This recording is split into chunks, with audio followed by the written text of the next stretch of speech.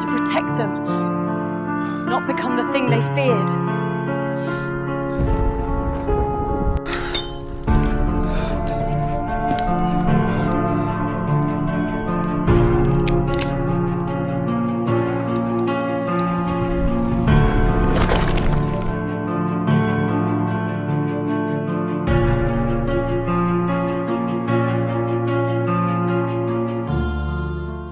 Paris, 1843. The air hung heavy with soot and smoke, the scent of iron and rain threading through the cracked windows of Lucien Moreau's study. Outside, the gas lamps flickered against the fog-drenched cobblestones, their orange halos casting trembling shadows on the crumbling stonework of Rue de la Paix. Inside, silence reigned, but not peace. Lucien stood alone at the long oak table, sleeves rolled to his elbows, blood under his fingernails, candlelight trembling against the curve of surgical steel. Before him, a partially dissected wolf, its body splayed like an offering. The beast's heart still steamed faintly in the cold, as if even death could not banish its fury. He wasn't sure why he'd taken this one. It wasn't the anatomy he sought. It was something deeper, something primal, something that had stared back at him in dreams ever since they had gone cold. Across the room, a clock ticked with mechanical indifference.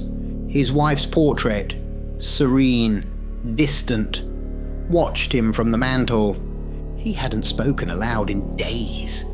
He recorded something in his journal, quill scratching angrily. Man speaks of time as healer, but it is no such thing. Time does not mend, it merely buries. Had I started these studies months earlier, perhaps? No more ifs. Ifs are lies told by cowards to dress regret in false nobility. He let the quill fall. His eyes burned, not from tears, but from the torment of clarity too late. The kind of clarity that gnaws at the soul like a rat in the walls. Lucien turned to the shelf where leather-bound tomes leaned like old drunkards, medical texts, ancient manuscripts, and now, more frequently, heretical philosophy and forbidden science, alchemy, thaumaturgy, transmutation, things his colleagues scoffed at, and he once did too. Before his wife coughed blood into white linens, before his daughter called for him with a cracked voice, and he did not come. He remembered the opera that night, the lecture, the wine. He remembered the mask of professionalism he wore while speaking of decay and rebirth. While at home, the real rot began. He reached for his notebook, flipping to the page with his latest sketch, a diagram of the soul as a waveform, not a metaphysical entity, but an energetic resonance, something that might, just might, linger. If thought is energy, he whispered, then memory is residue. And if memory was residue, perhaps it could be summoned. That's what it had become now.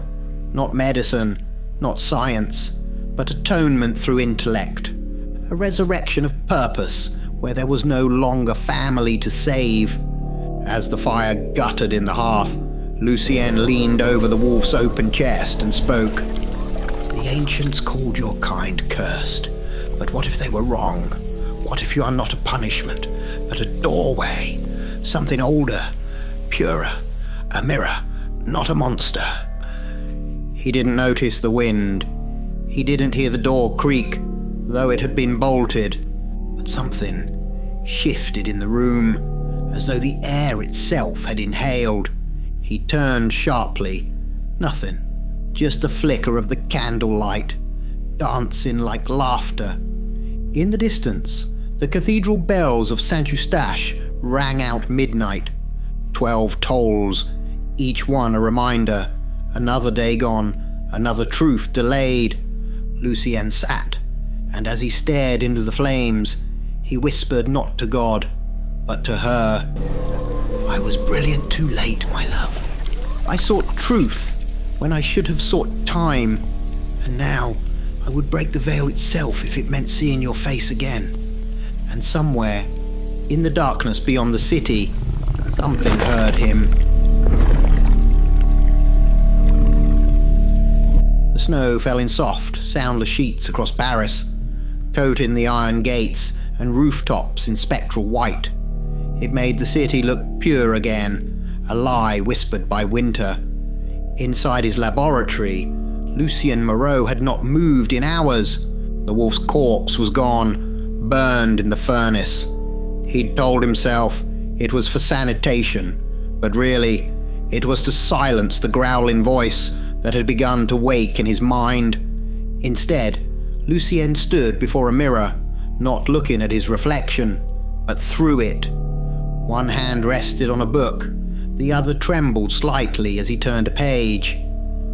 "If the soul is energy," he wrote, "then memory is the echo of its movement. Resurrection is not reanimation, it is recall." He believed this now, had to. If memory could be summoned, preserved, revived, then so could they. The whisper of philosophy. That night, he lit no candles, yet the room was not dark. Something about the cold air shimmered as he pored over glyphs and diagrams. A voice, or was it thought, formed behind his eyes. "You seek to bring them back, but for whom? For them, or for yourself?" Lucien paused. His quill hovered above parchment.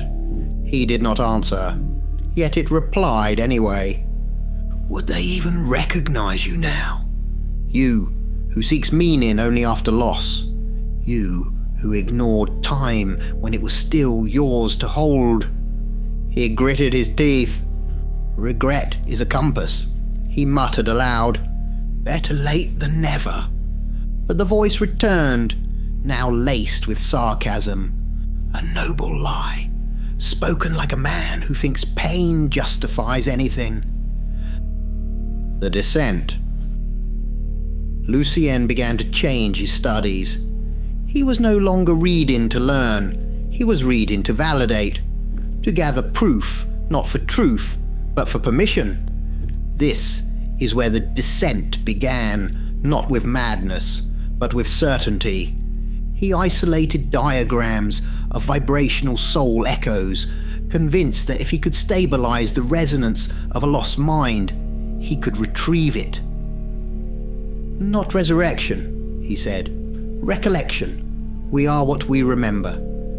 And yet, each time he reached for that memory, his wife's smile, his child's voice, it was blurred, fractured. "Because you were not there, Lucien," the voice said. "You can't recall what you refused to witness." The choice. One night, pacing the stone floor, Lucien stopped before the Codex Lacanum, which now sat open, his pages warm to the touch. There it was, a rite, not to summon a soul, but to mirror it, to echo its pain through the body of the summoner. He ran his fingers along the page. The ink shimmered faintly. A door opens only to one who bears the echo of the dead. Lucien knew then this was no longer science. It was belief. He whispered, "I will carry their memory, even if it destroys me." And somewhere in the shadows of the room, behind shelves, beneath the floorboards, perhaps beneath the city, something ancient heard him. The one who sees. Across the city, in the crypt below Montparnasse, a pair of pale, amber eyes opened within the bones of forgotten kings. No breath, no body, just vision and awareness. The seal had cracked. "Another fool calls to the dead," it whispered. And once more, the gate trembles. End of chapter reflection. He did not fall because he sought the impossible. He fell because he could not accept that some things are meant to remain broken. The past is not a door. It is a weight, and if you wear it long enough, you forget you are drowning.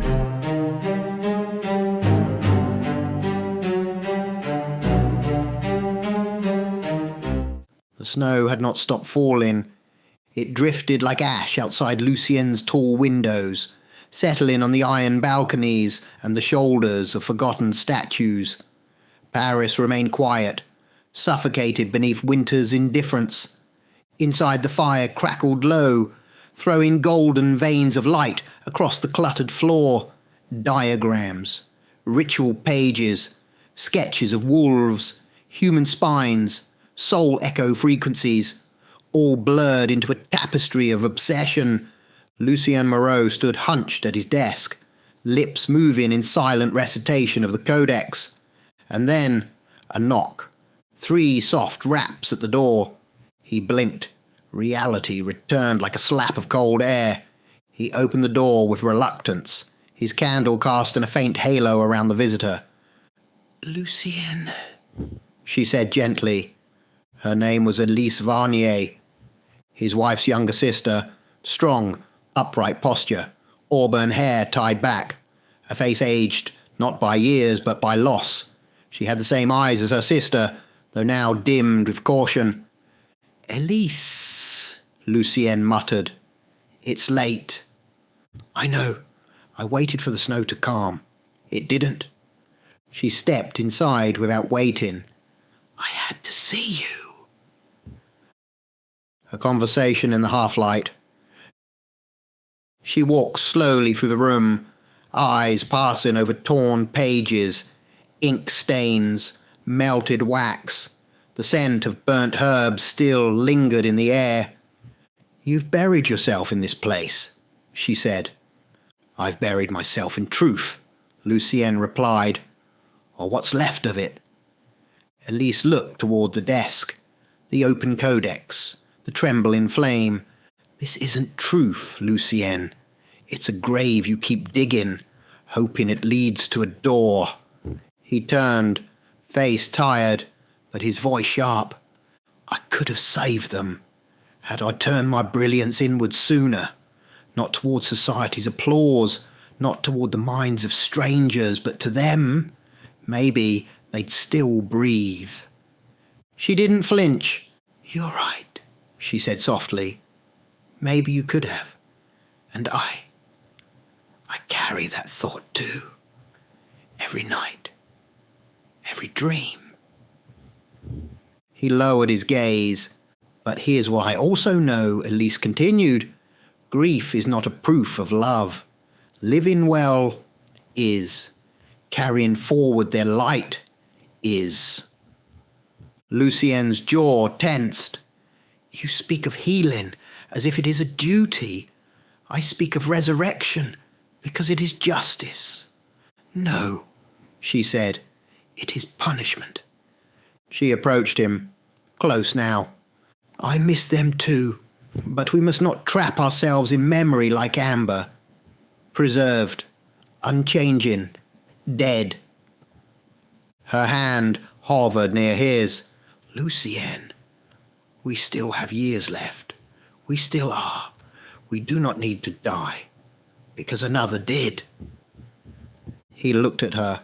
For the first time in months, his shoulders dropped. "Why do you still care what happens to me?" he asked. "Because," she whispered, "you are the only piece of her I have left." A fleeting calm. They sat for a while in silence. No rituals, no arguments. Just warmth and the fragile possibility of something human. As she stood to leave, Elise turned at the door. "I'll call on you again. Don't vanish completely, Lucien.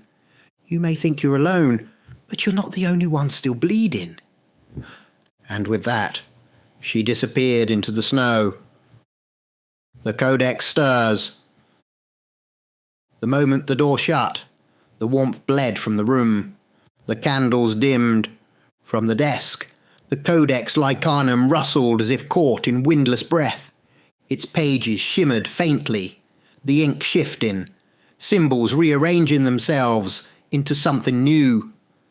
Lucien's eyes locked on the centre of the page. A sigil had appeared, one he had never seen before. His pulse quickened, and somewhere, in the deepest chamber of the city's bones, a heartbeat answered his.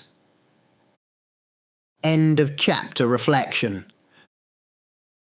Some doors are only visible when you're about to walk through the wrong one, and some warnings sound too much like forgiveness to be taken seriously. She offered him the future, but the past had claws.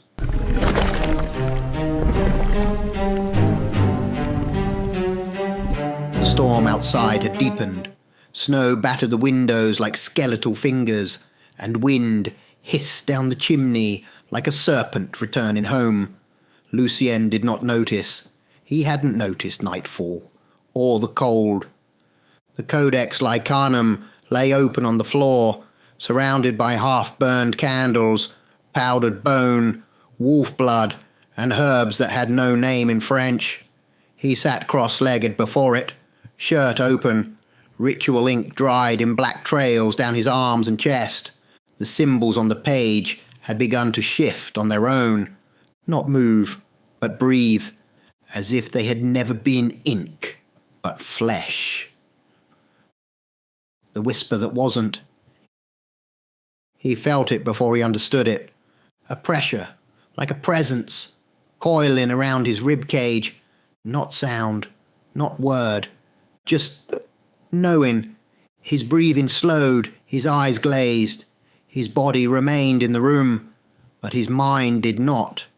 He saw a forest, long dead, now buried under cities, a firelit cave, a man naked and kneeling, claws torn from his own fingers, hair like blackened steel, a face both beast and man, and eyes, those eyes, like burning amber, not just seeing the world, but remembering all of it. Dimitri. Lucien had never heard the name, but it carved itself into him like a scar. The thought was not spoken, but planted. He was the wolf, the first to shed man's shame and embrace the hunger beneath the skin. He gave himself to the god of the wild, Lysano, and was granted shape, power, memory. But memory is dangerous, so that they erased him. They turned the first gift into myth, so none would follow. Lucien jolted upright. The room was suddenly very quiet. He looked down. His chest bore a faint glowing symbol, the one from the Codex page. He had drawn nothing, and yet there it was, inkless and burned into his skin. The choice again. He stood slowly, blood rushing in his ears. The Codex still lay open, the sigil pulsing faintly. Dimitri, he whispered aloud. The name tasted old, bitter, forbidden. If this was true, then he was not the first, but he might become the first reborn, the first in this age, the only one with the knowledge, the hunger, the will. He did not recoil. He placed both hands on the Codex and began to chant, not in Latin, not in French, but in the language of the dead, the one he had never learned, and somehow now knew. End of chapter reflection. The past is not lost. It is buried, but beware what you unearth, for the bones of gods do not sleep like men. Dimitri was not erased. He was sealed, and Lucien, fool or fate, just broke the lock.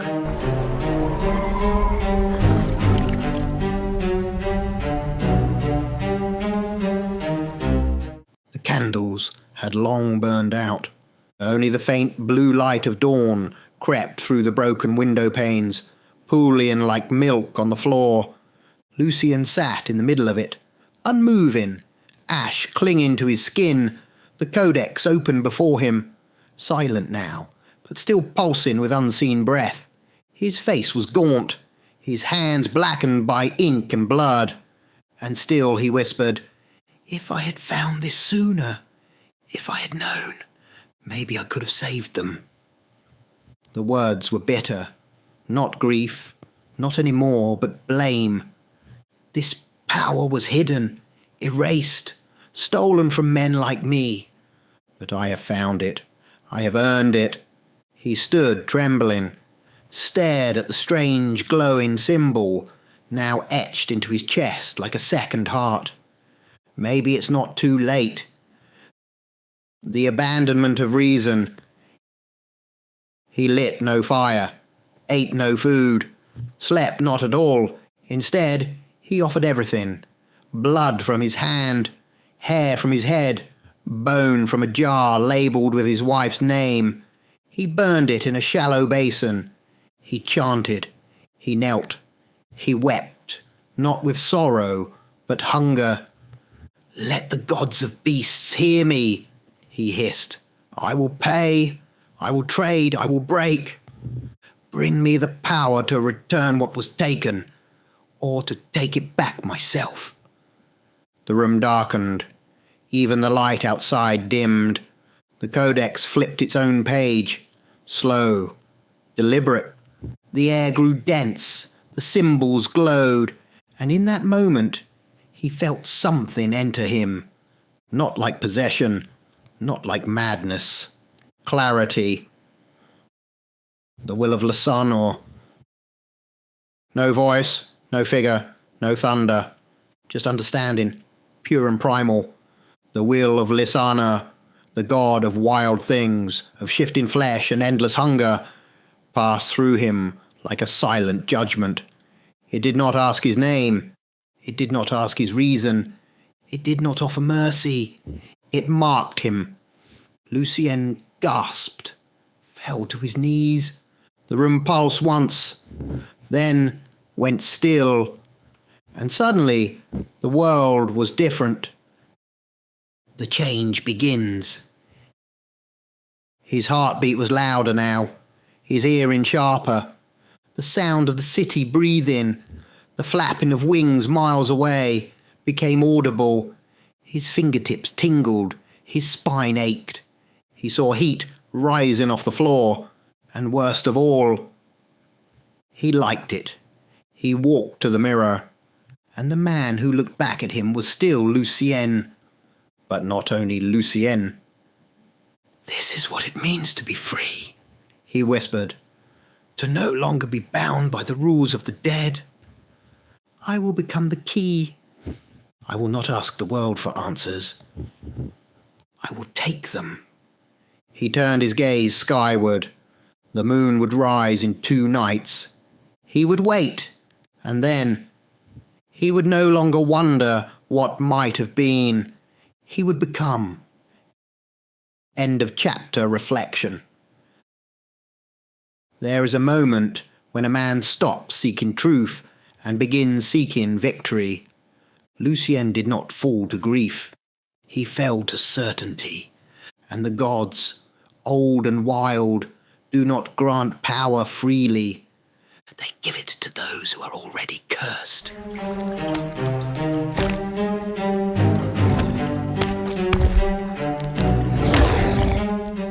He did not eat. He did not sleep. He did not blink. Lucien sat in stillness for nearly 2 days, his bones aching, his eyes fixed on the fading light outside the high windows. The city moved beyond the glass, unaware, unready. The moon would rise tonight. The waiting. The first night passed in tremors, not of fear, but of becoming. His skin crawled, his blood thickened. By day, he could barely breathe. His muscles spasmed in unnatural rhythms. He saw halos around people in the street, their pulses like music, their warmth like perfume. He smiled. "Soon," he whispered. "Soon I will become the door." The transformation. And then the night came. The moon rose, full and white, a patient executioner. The light touched him. And he broke. It began in the chest, a twisting, cracking expansion, ribs widening, snapping. He fell to the floor, screaming not with voice, but with soul. Flesh rippled, bubbled, then split. His fingers elongated, twisted, claws punched through skin, his jaw unhinged, his teeth shattered and regrew. He vomited blood. His spine arched, then snapped into something ancient. Eyes rolled back, then forward again, but they were no longer his. And when it was done, he stood taller, broader, covered in thick black hair, slick with blood and heat. He was man no more. The night of the beast. The moon was a silver wound in the sky, and from that wound, Lucien was born again. He did not ease into the world. He erupted into it. Through shattered glass and splintered rooftops, he leapt, a black blur of muscle and madness. He no longer saw names, faces, people, only shapes, heat, targets. The first kill. The butcher was closing his store when the creature landed behind him. He turned, confused by the growl, a blur, a claw. His head separated before his mind had time to register fear. Blood sprayed across the butcher's block, soaking sausages and salted meat with fresh warmth. The second. A woman, late 30s, a sinner at a nearby cabaret, was humming to herself on Rue Saint-Martin. She looked up as the wind shifted. The hairs on her neck rose. She wasn't alone. She whispered, "Mon Dieu," just before he lunged from the shadows. Her scream never made it past the first breath. Her body hit the ground in 2 pieces. The third. 3 gendarmes formed a search line after the second body was found. They carried torches and blades. They shouted orders into the alleys. Then one of them looked up and saw 2 glowing eyes on the rooftop. The torch hit the ground. The scream came next. Then the blood rained down. The second officer tried to run. Too slow. The third, he simply froze, whispering Hail Marys as claws slid across his chest like a violinist tuning his final note. The streets burn. By midnight, the entire arrondissement was in chaos. Bells rang, dogs barked, children cried, doors slammed shut. The city's smell changed, no longer perfume and ash, but fear and iron. Men with rifles gathered, but none fired in time. The beast did not run. He danced through the streets, his silhouette flashing between flickering torches and collapsing wagons. A man on horseback tried to strike him.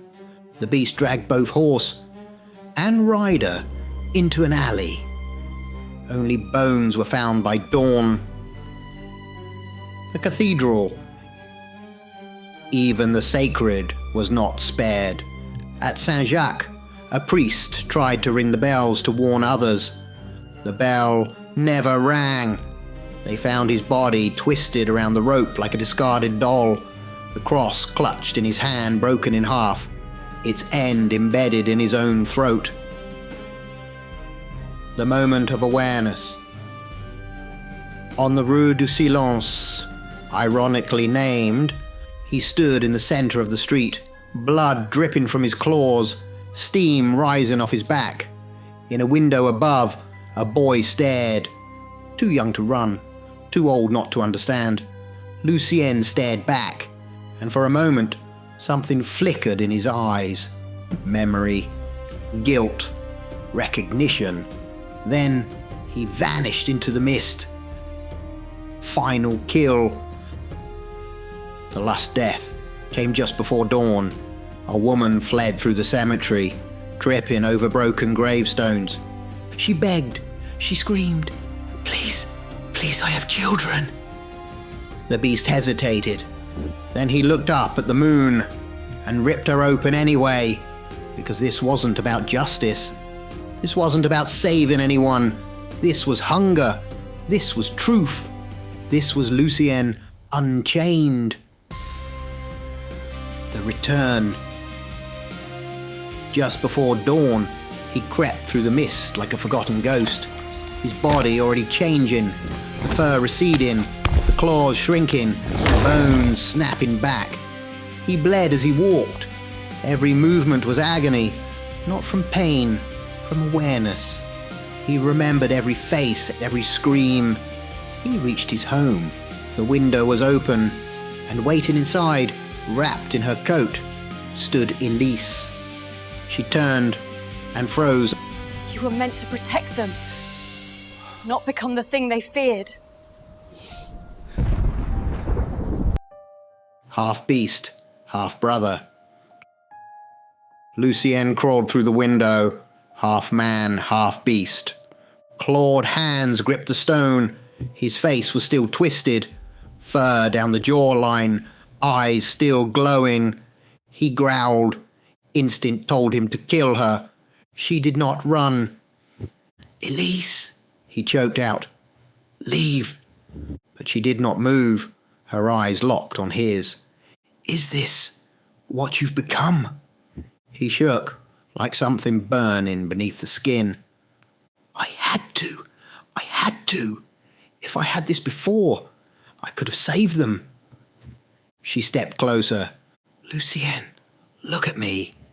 I am looking, and all I see are lies. People speaking of peace while death takes from us. I chose power because reason failed me. Tears lined her eyes, not from fear, but recognition. You didn't choose power, Lucien. You chose escape. You couldn't face loss, so you buried yourself in hunger. He dropped to his knees, panting. I wanted to bring them back. Instead, I became what took them. She knelt beside him, then stopped before it takes what's left. He looked down at his hands, still clawed, still not his. I thought I could remake the world, he whispered. No, she said. You tried to cheat death and found only destruction. That is not what it means to be a man. A man faces what is. He shapes the world not with blood, but with truth. Lucien trembled, not from the beast, but from the return of self, and as the first light of morning broke over the Paris skyline, he wept. End of chapter. Reflection. Power means nothing when severed from purpose, and purpose means nothing when born from fear. Lucien became the beast not because he was cursed, but because he stopped believing he could live without what was lost. He tried to cheat fate and became the reason others would need to.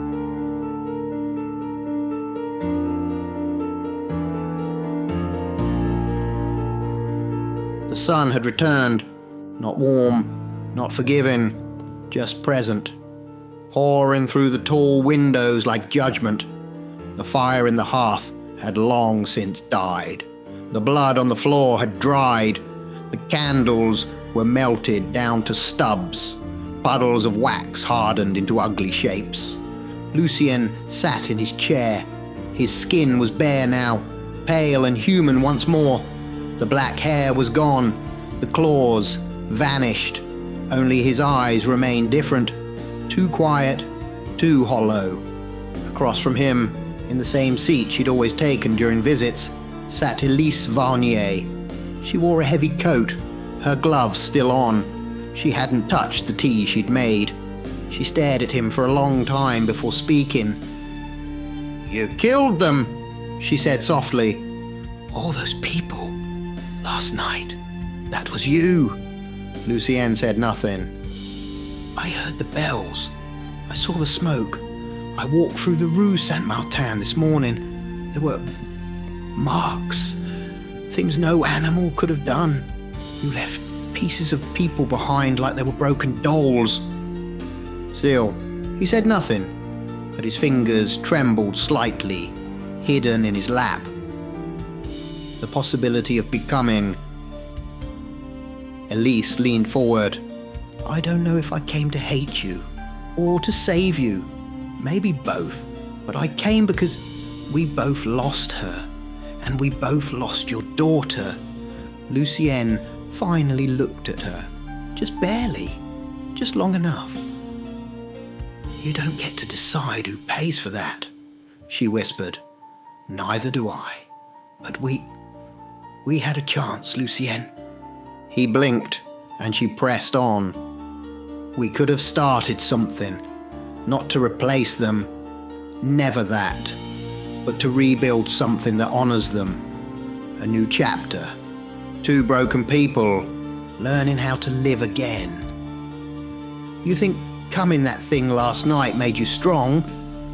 It made you a weapon with no aim, a fire without purpose.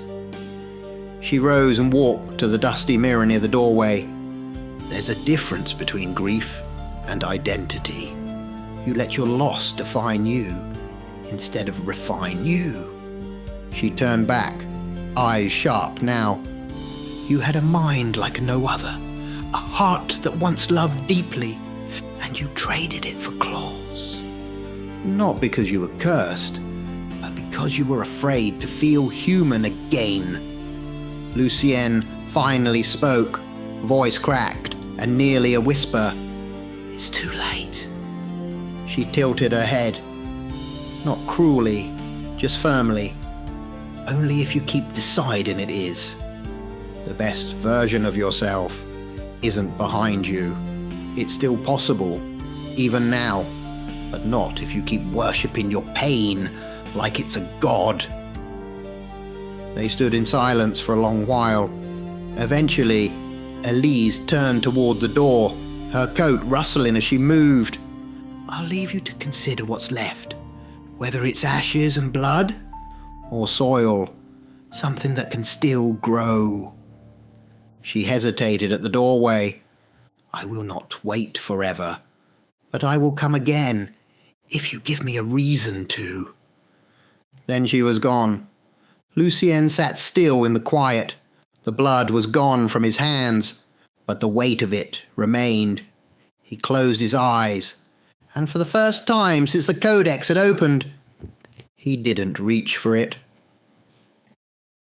End of chapter reflection.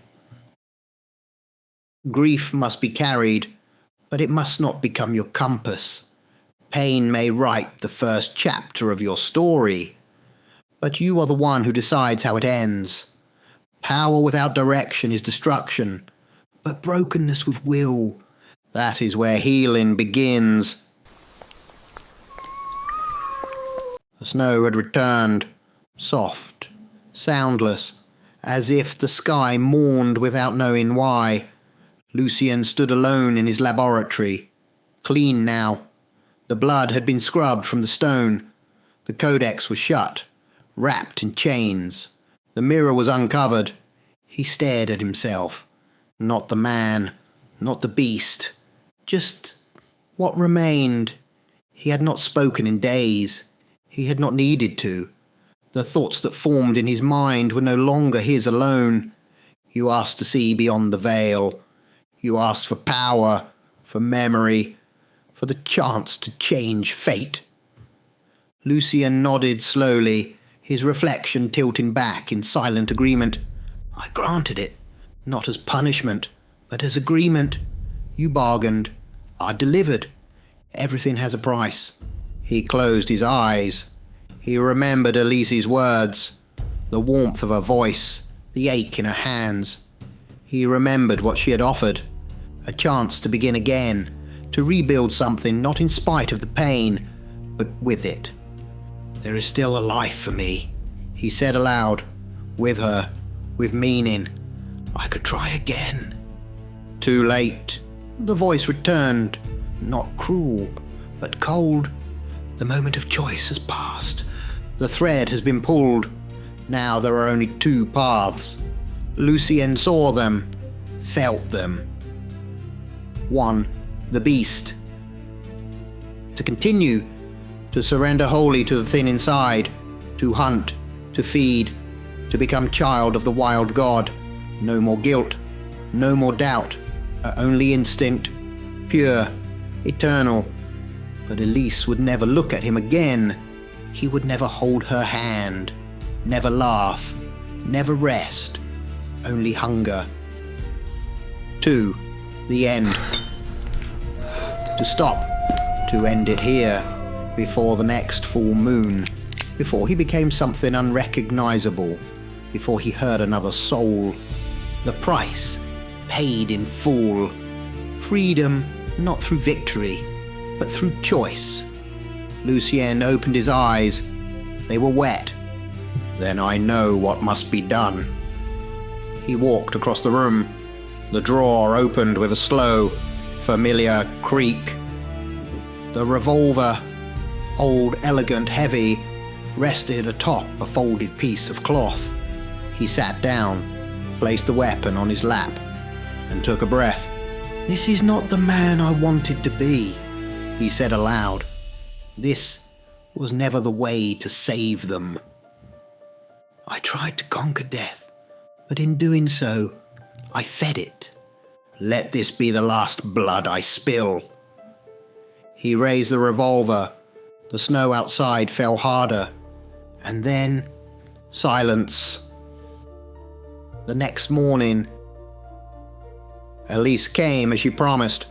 Her footsteps echoed through the empty street. The birds had returned to the rooftops. The city was calm, almost cleansed. She found the front door slightly ajar. "Lucienne?" she called softly. No answer. She stepped inside. The fire was out. The room was still. And there, in his chair, sat Lucien, pale, still, eyes closed, revolver fallen from his hand, face peaceful. At last, she dropped to her knees, not in panic, not in shock, but in grief and understanding. She wept, not just for him, but for what he could have been. Final reflection. There are moments in every life when a single decision will define everything after. Lucien believed power would redeem him, that strength could erase regret. But power without truth is a mask worn over rot. To sell your soul is the easiest thing in the world. It's what you do with the price you get for it that's the hard part. Rand, Lucien paid with his soul, but in the end, he chose the one thing the beast could never understand: responsibility, and in that, he became a man again.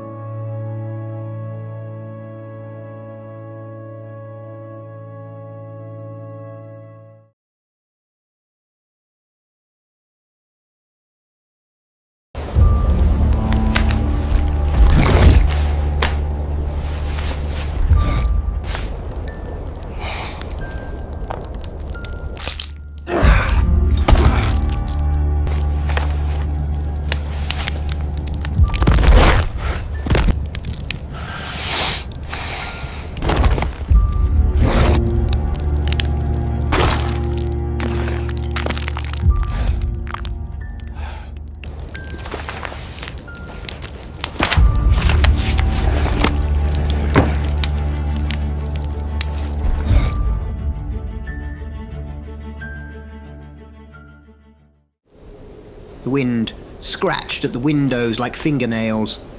Isaac Vale sat in silence, hunched over the worn table in the centre of his cabin, lit only by a dying flame in the hearth and a single candle bleeding wax onto the wood. His coat hung heavy on his shoulders, though the fire was still warm. He didn't remove it anymore. The cold no longer bothered him. 3 days until the full moon. He didn't mark time by calendars or clocks. He felt it in his bones. Something older than instinct, buried in the marrow. It was a rhythm not unlike a song, only he could hear.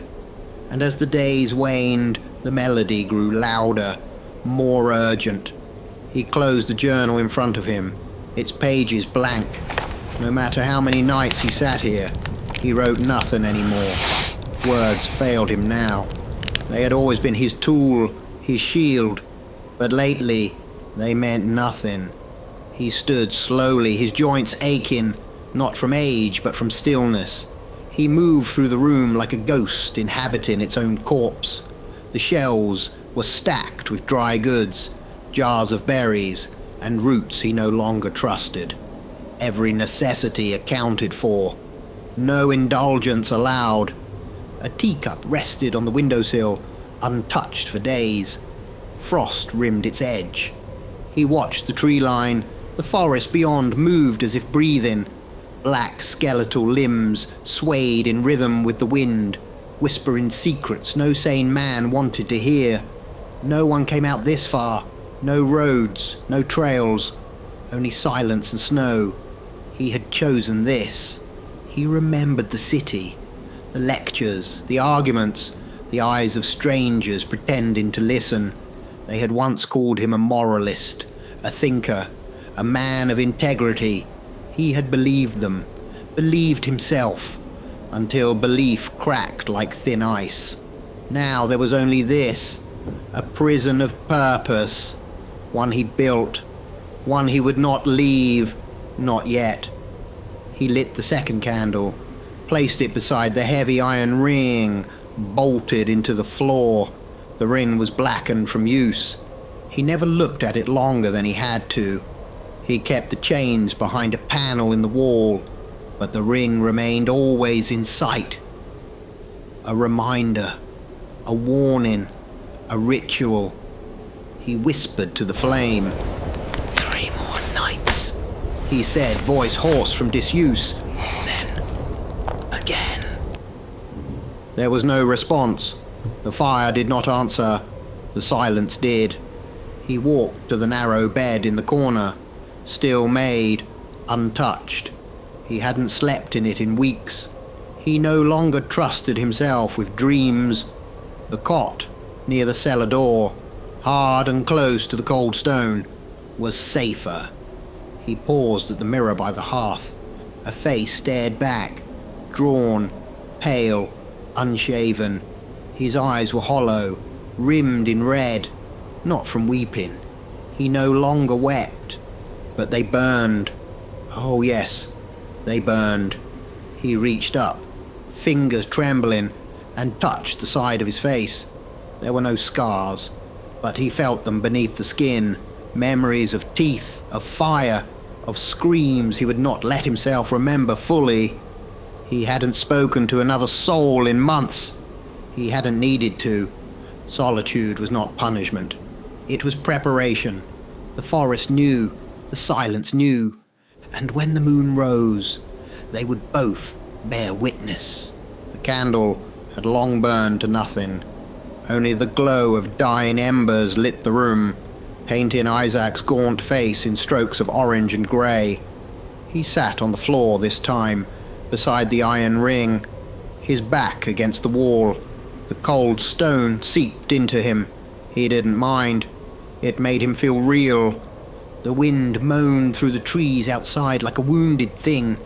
He hadn't eaten in a day, maybe 2.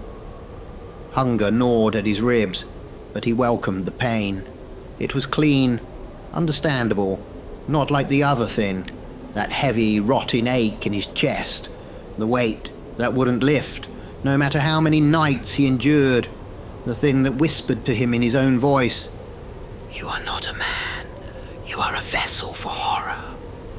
He pressed his palms against his eyes, his teeth clenched, but the voice continued. "No one would blame you for ending it. It would be a mercy." The thought wasn't new. It had visited him before. On nights when the snow piled high, when even the animals stayed hidden, when silence wasn't peace, it was accusation. Tonight, it was louder than ever. He looked to the hunting rifle in the corner, propped against the door, clean, loaded, always ready. His breath caught. Slowly he crawled to it, not out of panic, not out of desperation, but like a man pulling a stone from a riverbed, heavy, inevitable. He sat on the cot, rifle across his lap. The cabin pressed in around him, close and small, like a coffin that hadn't yet been sealed. His fingers trembled on the stock. His lips parted. He tried to speak, but his throat closed. He swallowed hard. Tried again. Why? His voice cracked. He squeezed his eyes shut, fingers now gripping the rifle tight. Then louder. Why did you curse me? He stood, the rifle falling to the floor with a thud. Why will you not let me go? He screamed, voice hoarse and raw. You let me live like this. Filth, creature, mistake, and yet you deny me the strength to end it. He staggered toward the hearth, kicking a chair aside. He struck the mantel with his fists until the wood cracked beneath his knuckles. Blood smeared the stone. He didn't feel it. He fell to his knees. His breath came in ragged gasps, chest heaving. The tears came slowly at first, as if ashamed of themselves.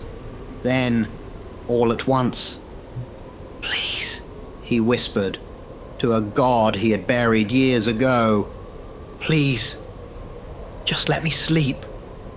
Just let me be done." He wept until he had no breath left, no voice left, only a dry, aching throat and a room full of silence. The fire gave a low crack, as if mocking him.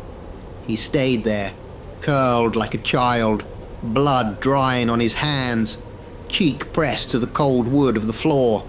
Then, a knock, soft, measured. It didn't belong here. It was foreign, impossible.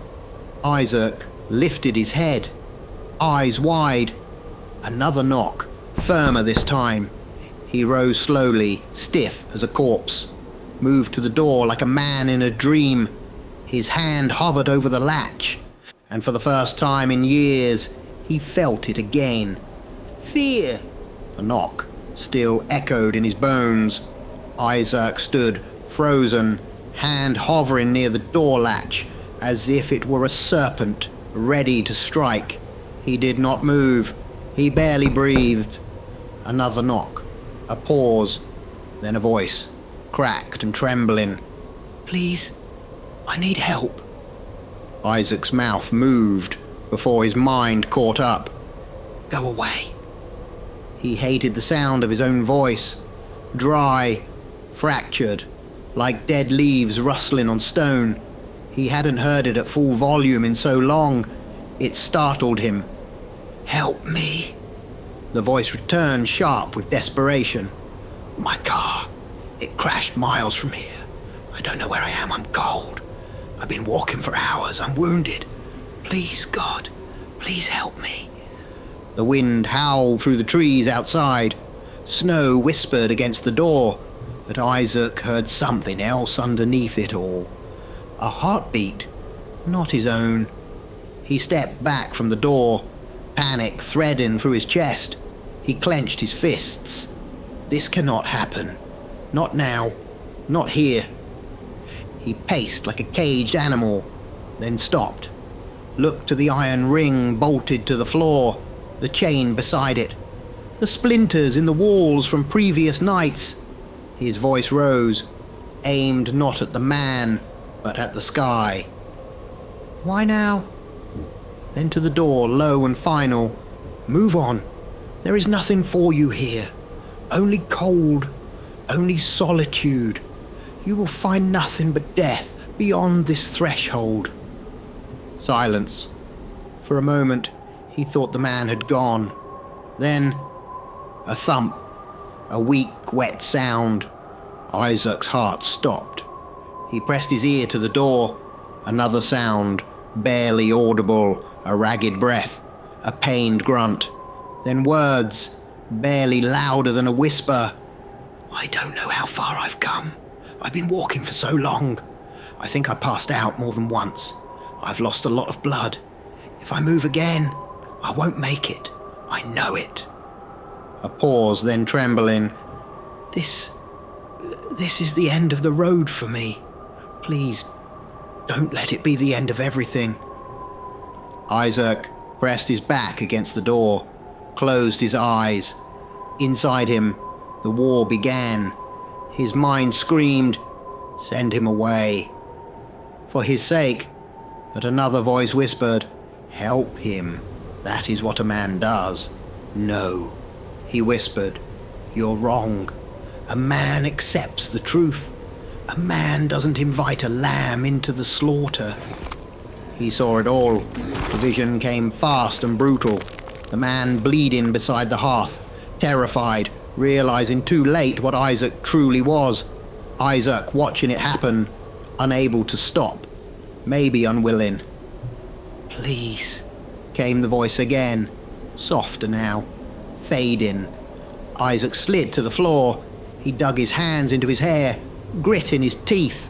His morality screamed to act. His knowledge begged him not to. This was not compassion. Compassion would be turning the man away, wouldn't it? "If you come in, you die," he said aloud. A pause, and then the voice replied, hoarse but certain, "Then let me die. Warm." That broke something. Not pity, not fear. Truth. A man at the end of himself was not asking to be saved. He was asking for meaning, even in the dark, even in pain. Isaac rose. He opened the door. Snow blew in, sharp and stinging. The wind wailed like a grieving widow. And there, slumped in the snow, was a man no older than 30, wrapped in a torn coat, blood staining the sleeve of one arm, his lips pale blue, eyes half closed. Isaac knelt beside him, placed a hand on his chest. Still alive. Barely. The man's eyes fluttered open. "Thank you," he whispered, before darkness took him. Isaac looked up at the forest, at the sky, at the moonlight, just beginning to bleed between the clouds. "You may take him," he murmured to the darkness, "but not tonight."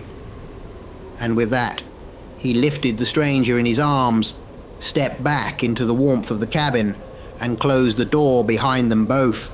The fire had burned steady through the night. Isaac sat hunched in the worn chair beside the hearth, a bowl of warm broth untouched in his hands.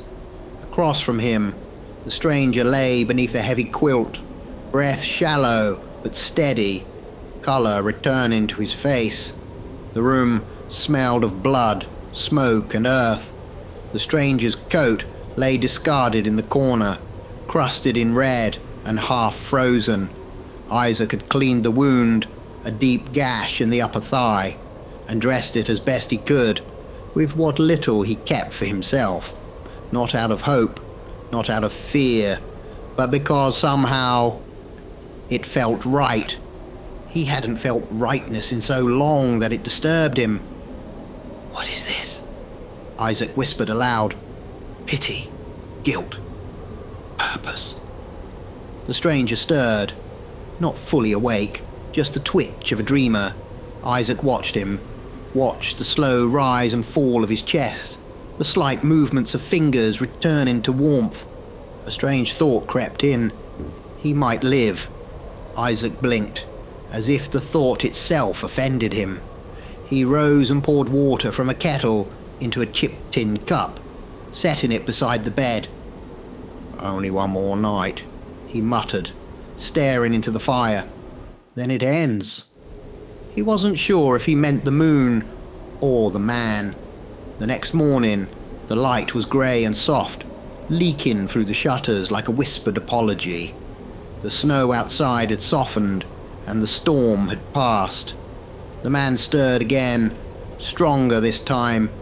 Isaac stood silently as the stranger blinked into consciousness, his eyes darting around the room until they found Isaac, still and towering, face unreadable. "You're the man from the cabin?" the stranger rasped. Isaac gave a slight nod. "You collapsed outside my door." "I remember. Walking, crashing the car, then the cold. I didn't think I'd make it." He struggled to sit, grimacing. Isaac stepped forward. "Lie still. You lost a lot of blood." You saved me." The man looked at him, expression shifting from confusion to wonder. "You actually saved me." Isaac looked away. "Don't thank me yet." "Why would I not?" the man asked. "You patched me up. You gave me shelter. I'd be dead." A long silence passed. Then Isaac spoke, his voice low, weary.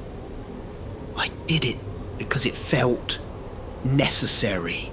Not moral, not noble, just necessary. But I don't know if I saved you or only prolonged the suffering." "What kind of talk is that?" the man replied, frowning. Isaac didn't answer immediately. He sat down, staring into the fire again. The crackling seemed louder in the hush. "I've been alone a long time," he said. "Told myself it was for the good of others, that I was dangerous, that keeping to myself was some kind of sacrifice. But helping you..." He shook his head. "It didn't feel like sacrifice, it felt..." He stopped. "It felt right. And that terrifies me." The man winced as he shifted under the blanket. He looked at Isaac, not with fear, but with interest. Maybe it felt right, because it was, not as in good or evil, but because you wanted to, and you acted on that want. There's nothing wrong with that. Isaac studied him. "So that's it. Morality is want. Desire." The man shrugged, weakly. "I don't know about morality. I only know that being alive means making choices. And if you don't act on what matters to you, then you're not living. You're just surviving." Isaac leaned forward, face half in shadow. "And if what matters to you brings pain to others, if your very existence is a threat, then it's your responsibility to face it, not to hide from it." The words were simple, almost too simple, but something about them lodged deep. The man continued, "I don't believe in being a martyr. If helping me gave you something, then it was real. If it reminded you you're not dead inside, even better. That's not weakness. That's life. That's choosing to live instead of rotting alone in the cold." Isaac sat in silence, and for the first time in years, he wasn't sure if he was the prisoner or the guard. The fire had burned low again, but the room was warm. Isaac sat near the stranger, the air between them soft with silence. Not tense, just thoughtful. The kind of silence that comes when something real has been said. "I envy your clarity," Isaac muttered at last, staring at the floor. "Clarity." The man chuckled weakly. "No. What you see is just the wreckage after the storm." He shifted against the pillow, winced, but continued. "I wasn't always this." He gestured to himself. "There was a time I wore suits, worked the stock floor, thought I had it figured out. And then I drank," he said plainly, "like a goddamn vacuum. First it was stress, then boredom, then habit. My wife left. Can't blame her." His voice cracked slightly, but held firm. 2 years. That's how long I stayed in that bottle. Don't remember most of it. Woke up in gutters, hospitals, missed birthdays. Probably did irreparable damage to my liver. He paused, then gave a tired smile. But I met someone. A woman who ran a bookstore I passed by every day, but never walked into. She talked about books like they were people. One day, she caught me staring and dragged me inside. Isaac looked at him, eyes unreadable. She gave me something strange. Not a self-help manual, not scripture. A philosophy book by someone called the Professor. Isaac raised an eyebrow. And that saved you? No, but it named what I already wanted. It told me the thing I couldn't put into words. He took a breath. It said I didn't have to grovel. That wanting to be something wasn't selfish.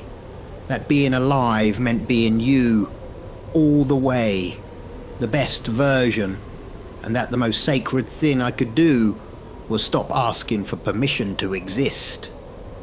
The fire cracked in the hearth. I was 45, he continued, and ready to quit. Thought I was too far gone. Then this friend of mine says, so what? You could have another 45 years left. He laughed again. She said, that's a whole other lifetime, idiot. Don't waste it whining. And so, Isaac asked. So I stopped. I got sober. Started again. Got boring, got healthy. Started to feel like me, maybe for the first time. He looked toward Isaac, who hadn't moved. Not that it did me much good with the crash, he added, smiling. But hey, at least I can say I was in a crash. Feels better than saying I drank myself to death in a motel. The smile faded. The room grew still.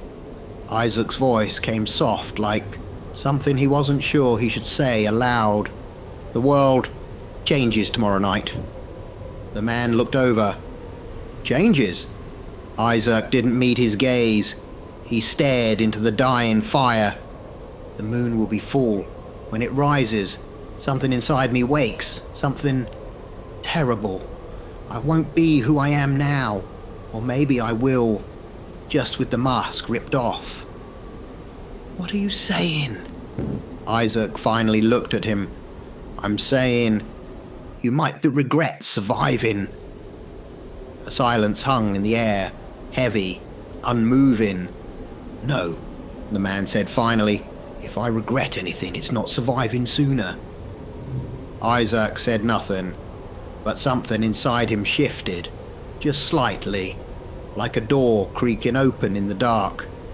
The stranger leaned back, wincing but satisfied.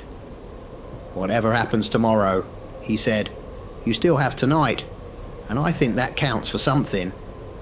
Isaac turned his eyes back to the fire, but he was no longer just watching flames. He was watching the idea of himself flicker. The snow had stopped, but the cold had not. The fire burned low again. Shadows hung thick around the cabin, the kind that made the walls feel closer than they were, the kind that whispered. Isaac stood over the stranger's bed, fists clenched. Get up, he said. The man stirred, groggy. What? You have to leave, now! Confused, the man rubbed his eyes. What time is it? Late. Not late enough. Isaac grabbed his coat from the wall and threw it down beside him. Go. Now. Get back to your car. Crawl if you have to. What the hell are you talking about? You have to go. The man struggled to sit up, his body stiff and still healing. He tried to stand. His leg buckled beneath him. He crashed to the floor with a grunt of pain. Damn it. I can't. My leg. Isaac moved forward and grabbed him under the arm, dragging him roughly toward the door. Please, Isaac begged, voice raw. I need you to go. The man winced, panting from the pain. Call someone. An ambulance, anything. Isaac stopped. He stared at the door, at the frost curling along the wood, at the cracks in the windows where the last rays of dusk slipped through. No one will come, he said. Not this far out. No roads, no signals. Then what? The man spat. What the hell do you expect me to do?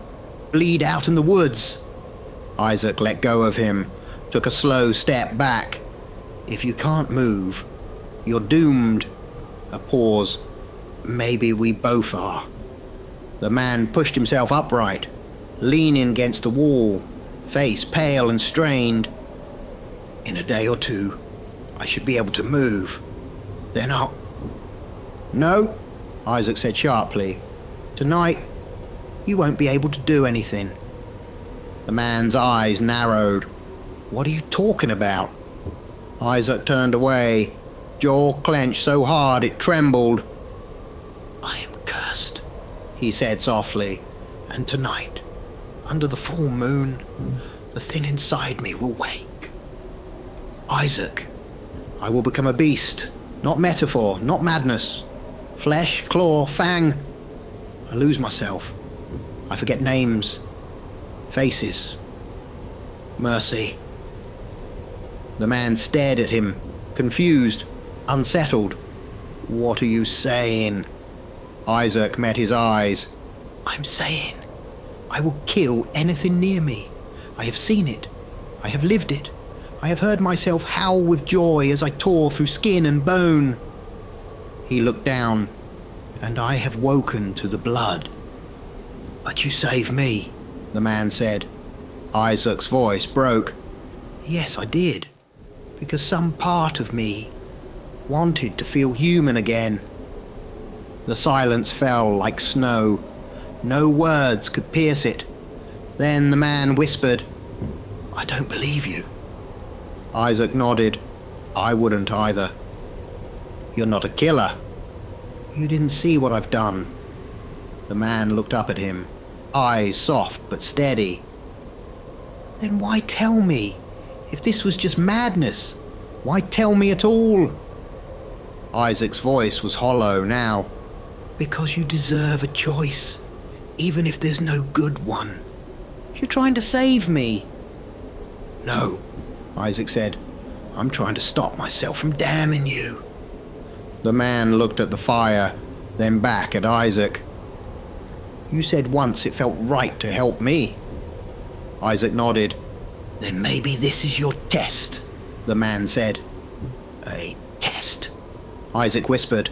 I failed every test. The stranger shook his head. No, you gave up. That's different. Another silence. I've given up too, the man added. When my wife left, I gave up. I chose the bottle. Chose to destroy myself slowly instead of rebuilding. He pointed to his leg. I've been hit, broken, lost. But I'm still here. And I'll tell you this. There's nothing noble about giving up. But there's something sacred about coming back. Even when it's ugly. Especially then. Isaac turned his face towards the ceiling. The moonlight was starting to press through the cracks in the shutters. Subtle silver. Patient. What if I can't come back from what I am? He said. What if this curse is the truest version of me? The stranger leaned his head back, tired but resolute. Then face it. Own it. Fight it. But don't pretend hiding makes you moral. Cowards hide. Men choose. Isaac swallowed hard. The fire crackled behind him. Outside, somewhere in the woods, a howl rang out. Distant, familiar. Isaac closed his eyes. It begins, he said. You should have run when I told you. I'm here now, the man replied. So what do we do? Isaac walked slowly toward the cellar. You do nothing, he said. I chain myself. Pray the chains hold. And if they don't, remember the man I was before the moon. And with that, he disappeared into the dark below. There are 2 wolves in every man. This, the world loves to whisper, but they are wrong. There is only one, and it is you. Below the cabin, in the stone belly of his self-imposed prison, Isaac Vale waited. The iron ring was cold against his back, the chains tight around his limbs, not just as bindings, but as declarations. I will not give in. The moon had risen. He felt it above, like a drumbeat behind the bones of the earth, and inside him, the beast stirred. It came not with fangs first, but with a thought. Let go, and there is no more pain. Let go, and you don't have to be moral or strong or afraid. Let go, and you can run and tear and feed and forget. Let go, and you will finally be free. This is the lie of instinct. The chains rattled as his body arched. Bones shifted. Skin split. His mouth opened, but he did not scream. Not yet. Pain was not the enemy. It was the whetstone of will. His muscles bulged and tore beneath fur. His jaw cracked sideways, splitting down the middle. His hands, no, his claws, struck out and scraped stone. The beast was rising, but so was the man. This is the moment where most fall, not when they are weakest, but when they are most tempted to believe that weakness is permanent. Isaac roared, but not in surrender. It was the sound of a man refusing to disappear. The curse was not his master, it was his burden, and a burden can be carried, not perfectly, not without pain, but deliberately. That is the morality of purpose. He thrashed, he growled, he wept, but he did not break the chains. I am still here, he said, voice like gravel beneath ice. I am still me. The mind of the wolf pressed against the walls of his being, claws scraping the edges of his sanity. But even beasts know walls, even monsters know cages. And somewhere, far above, a wounded man slept in peace. Because Isaac Vale, cursed, torn, raging, chose not to become the thing the world had told him he was. He did not save the stranger to be good. He saved him because it was right. There is no higher virtue than to be oneself, without apology, and to rise, despite everything, into that truth. To fight one more night is not failure. To try again is not weakness. To chain the beast is not to hide, it's to rule. And so, Isaac endured, not perfectly, but purposely. And as the moon hung in judgment above the forest, the beast within him raged. But the man remained. There was no sound in the cellar, save the slow shuddering of chains and the breath of a thing trying to remember its name. Isaac Vale was gone. Not dead, not vanished, just deeper. What remained on the surface was flesh wrapped around pain, fur-soaked muscles, elongated limbs trembling against the stone, fangs bared, jaw stretched open in a silent scream, eyes wild, and beneath it all, the man. Somewhere inside the blur of hunger, rage, and instinct, Isaac still breathed. Tear him. Rip. Kill. Feed. Break the door. No one will know. No one will judge. You were never made for mercy. The voice was not separate from him. It was not the devil on his shoulder. It was him, unfiltered. It was freedom without soul, power without reason. It was the child of pain and fire and cold nights on broken knees. You are beast. You are fang. You are claw. You are true. Isaac's spine twisted violently. The wolf surged forward against the chain, snarling, snapping at the air. Upstairs was warmth, flesh, blood, an offering. The one who made him feel again. The one who threatened the silence. Go. The wolf howled inside. Go now. Tear. Howl. Be. But another voice rose. fainter, smaller. I beat the bottle. The words came without effort, but they struck like thunder. They were not his own, but they were truth. The stranger had said them so simply. No drama, no pride, just fact. I beat the bottle. Isaac clung to the phrase like a man dangling off the edge of his own mind. He beat the bottle, Isaac thought. And I can beat this. The wolf laughed in his blood. You are no better. You've already killed, already feasted. There is no redemption, only appetite. Then I do not seek redemption, Isaac replied. I seek rule. The wolf surged forward again, tearing at the binds. One chain snapped, clanging like a war drum against the wall. Isaac screamed, half man, half monster. You think you are a man? The beast snarled inside. You are a coat of reason, draped over the bones of hunger. And perhaps it was true, but reason, when chosen, was not a mask. It was a weapon. I am not here to deny you, Isaac thought. I am here to know you. I am not your jailer. I am your maker. The wolf hesitated, because understanding, real understanding, burns deeper than chains.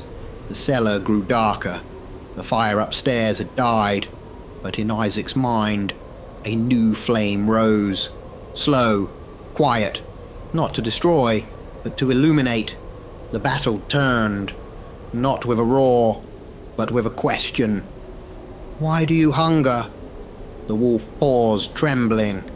Because I was made to. No, Isaac whispered in his mind. You were made because I would not face myself. The beast snarled again, but now its voice was fading, lost in the echo of truth. I do not choose death, Isaac said to the dark. I do not choose surrender.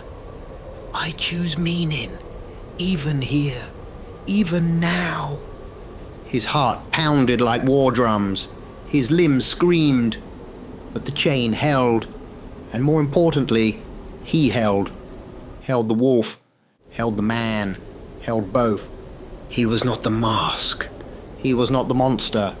He was the mirror. And finally the beast bowed, not slain, not tamed. Understood?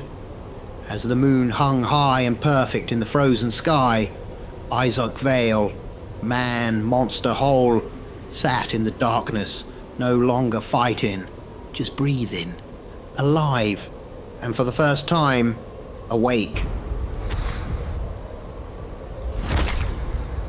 Stairs creaked beneath bare, calloused feet. Isaac Vale, no longer beast, no longer chained, emerged from the cellar into the pale light of morning. His breath steamed faintly in the cold, though sweat still clung to his skin. His body was whole, human, scarred, but steady. The transformation had passed. He had survived the night. No, he had endured it, not as a prisoner, not as a victim, but as the one who chose to face it. His legs trembled as he walked, not from pain, from release. He turned toward the cot, empty. The blanket was folded, the tin cup untouched. No stains of blood, no prints on the floor, no disturbance at all, no note, no trace. The man was gone, as if he had never been. Isaac stood motionless, eyes scanning the silence. Was he ever here? Or was he the final test? A voice made flesh, sent to remind me of something I once believed, before I buried it beneath chains and ritual. He stepped toward the door. The handle was cold against his palm, smooth, familiar. But when he opened it, the air that struck him was not familiar. It hit like a fist, not in pain, but in awakening. The cold bit into his skin. The scent of pine and snow filled his lungs. He breathed deeply, fully, and did not turn away. This is what it means to be alive, he thought. To feel without hiding. To know without running. To face the morning after the night and not regret that you survived it. He was Isaac Vale. He was not the man he had been before the cellar. And he was not the beast who had raged beneath it. He was the one who had learned to listen to both and fear neither. The war had never been to destroy the wolf, nor to pretend he was never there. It was to understand. The man and the beast were not enemies. They were one life, waiting to be lived. From deep within the forest, a howl carried on the wind. To most, it was distant, unremarkable, but Isaac heard it. Truly heard it. You are free now, Isaac. Free from the chains you built. Free from the prison you mistook for morality. You are free to be who you are, and you are one of us. Come, find your kin. He stood in the doorway, the cold wrapping around him like a cloak. He looked back only once. The cabin, the broken chain, the cellar door, the silence he once called discipline. Then forward, toward the woods, toward the howl, and he understood. He no longer needed what he had built in that place. It had served its purpose. It had contained him until he no longer needed to be contained. He had not escaped the beast. He had integrated it. He had not run from who he was. He had become. Isaac Vale stepped barefoot into the snow, not as a man, not as a monster, but as himself, whole and finally free.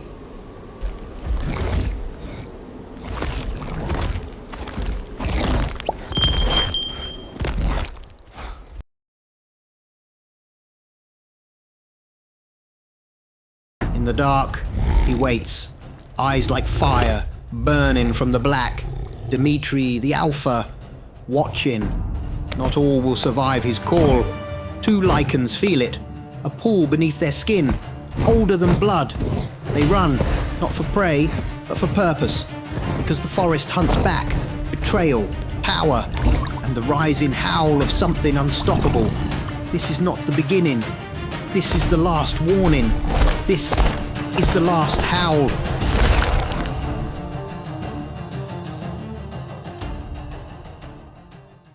Chapter 1. The Calling.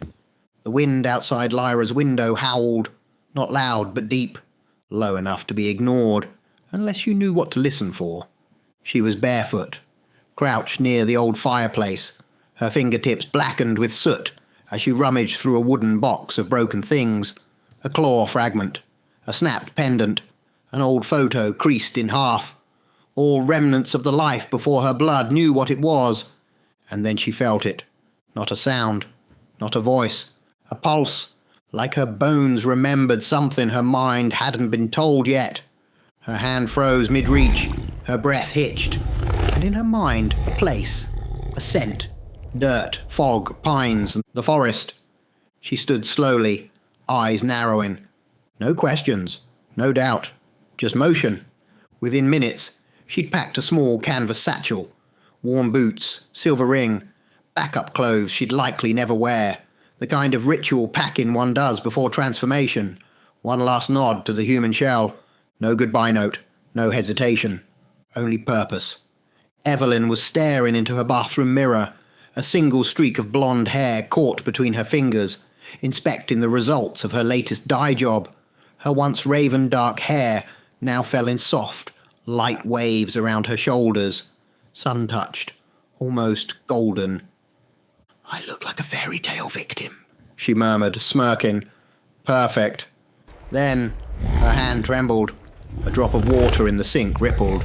No sound, no whisper, but her pulse quickened like something remembered her. She exhaled slowly. "Yeah, I feel you," she said softly, looking toward the window, where the trees just outside her backyard seemed to lean closer than usual. She grabbed her jacket, slung a blade into the inside pocket, never for show, always for purpose, and tied her boots in double knots.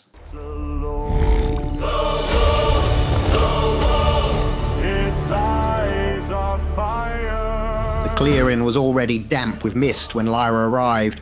The moon hadn't yet risen, but its light was creeping over the tree line, spilling long shadows through the pines. She waited in silence, crouched on a rock, watching her breath curl into the chilled evening air. Footsteps, purposeful, loud and familiar. Evelyn emerged from the mist, hands in her coat pockets, that ever-present grin playing at the corners of her mouth. Lyra raised an eyebrow. "You look like a shampoo commercial. Got possessed by a demon." Evelyn smirked. "Figured if I was gonna howl at the moon, might as well do it in high definition." Lyra shook her head, a rare smirk breaking her usual stone mask. "You're ridiculous." "I'm committed," Evelyn replied. "Besides, you're just mad I pull off the tragic wolf goddess vibe better than you." They stood a moment longer, letting silence wrap around them like a cloak. And then they both felt it. Again, stronger this time. The pulse wasn't in their heads anymore. It was beneath their feet, in the wind, in the waiting dark. The moon broke the horizon, pale, full, and ancient. They looked at each other. No more words needed. They raised their hands in unison, fingers curled, palms slapping together in a sharp, silent vow. The high five, more ritual than gesture now. And as it echoed into the clearing, their bones began to shift. Clothes tore, breath turned ragged, skin twisted into fur, and two shadows leapt forward into the night. Toward the call, toward Dimitri, toward the unknown.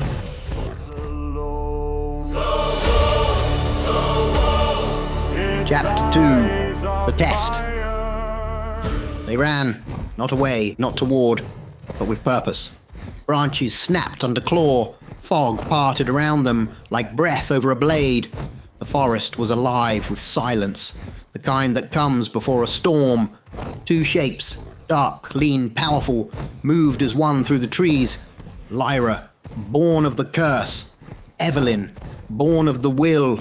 Different origins. Same fire. They didn't speak. They couldn't. They understood.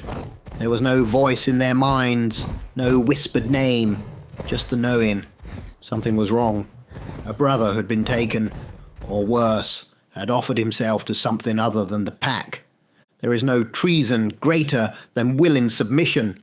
This was their test, not of loyalty to a leader, but to the truth of what they are. In a world that howls for obedience, the wild ones know loyalty must never replace clarity. To run with another is not a sacrifice. It is a choice, made by those who know where they are going. Lyra moved like smoke over stone, her body built from instinct and memory. Evelyn ran beside her, heart hammering, golden hair whipping behind her like flame in the wind. No commands were given, none were needed. Dimitri did not send words. He sent truth, a pulse in the marrow, a direction etched into the spine. They followed not out of duty, but because the path was real. They were not lost. They were chosen. There are those who believe strength is forged in sacrifice, in bending, in breaking, in giving oneself to others. But the truth is sharper than that. To run with another, to fight alongside them, not as saviour or servant, but as an equal, is not sacrifice. It is sovereignty shared. The trees opened up into a long ravine, wide, damp, moonlit. They stopped at the edge, paws pressed into the dirt. Below, broken branches, a scent of old blood, and something else. The smell of the elders, and buried beneath it, him, their brother, the one who had turned away. Lyra growled low, not in rage, in recognition. Evelyn's ears twitched, her eyes narrowed. The path was clear. This was not a rescue, this was a reckoning, and the forest would soon remember what it meant to be claimed by the children of Lysanor. It climbs higher.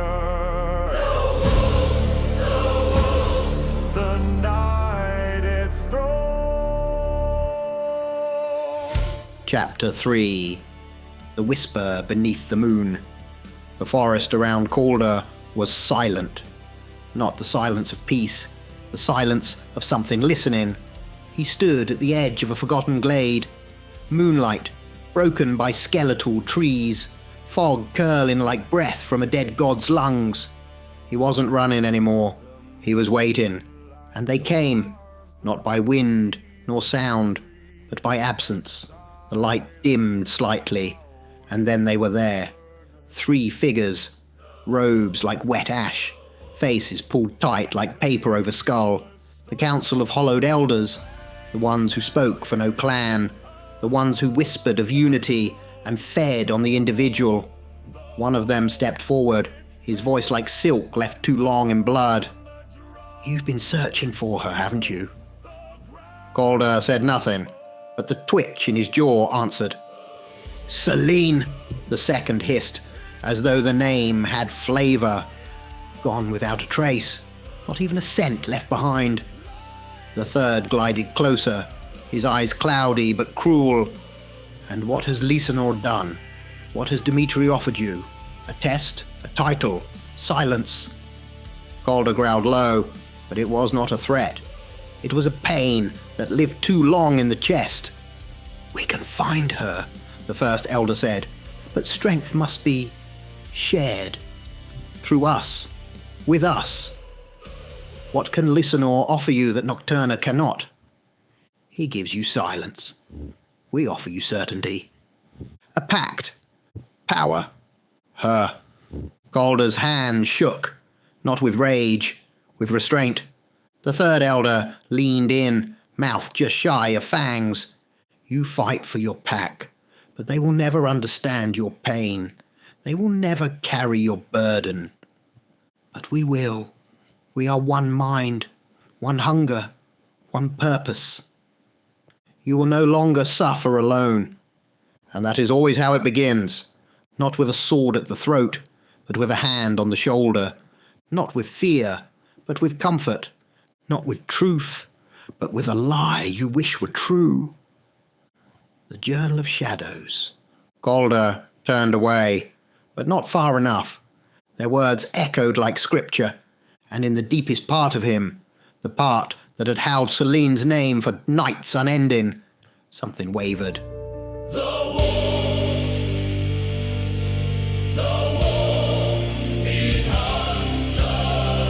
Chapter 4. The Fog of Many Voices.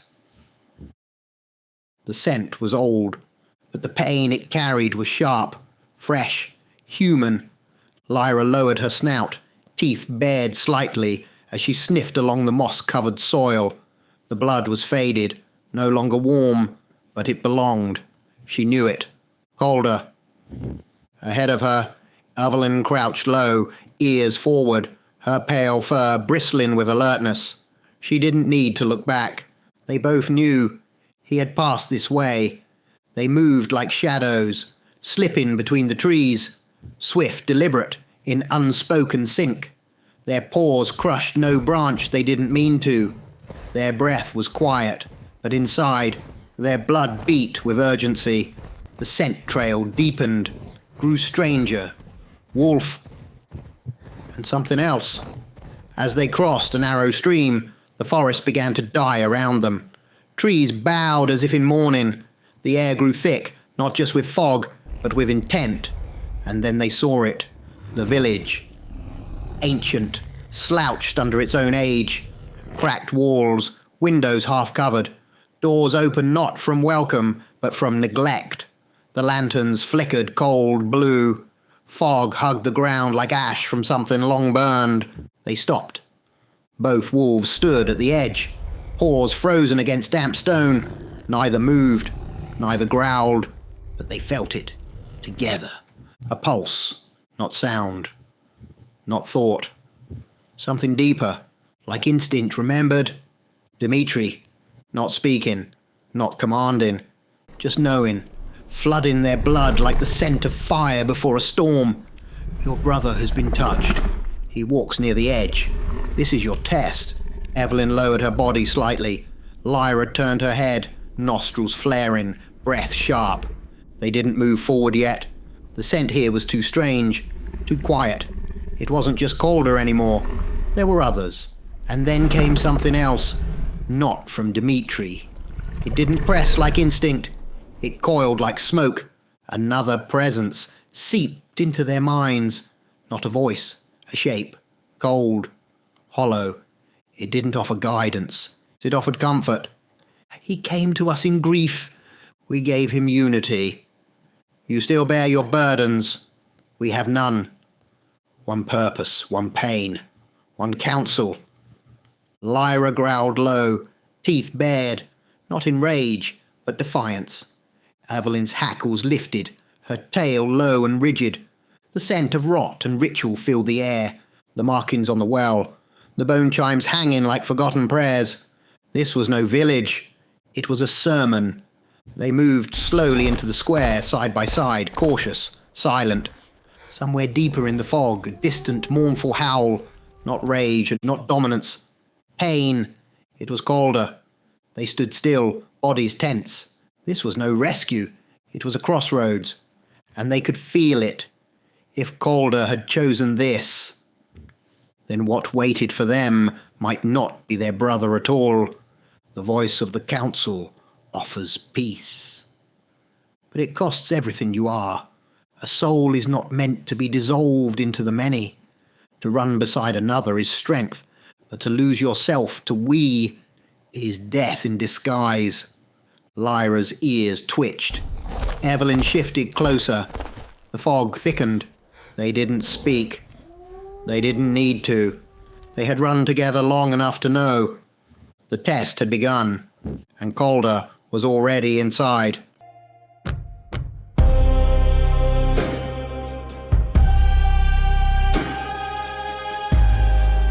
Chapter 5. The Ones Who Whisper. She stood barefoot in the clearing, a circle of ash and stone, where the mist curled unnaturally and no birds dared to fly. Celine's eyes were calm but burning.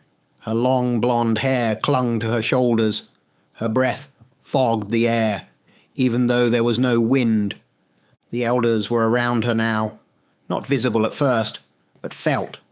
The temperature fell, the earth recoiled, and then they emerged, not from shadows, from absence, from the places where nothing should be. 3 of them, rotted, cloaked, eyes like empty wells. The council, they did not move like predators. They moved like rot, inevitable and patient. You are strong, one rasped, voice like dripping wax. But strength alone is lonely. We offer unity, peace, purpose, power. Celine did not flinch.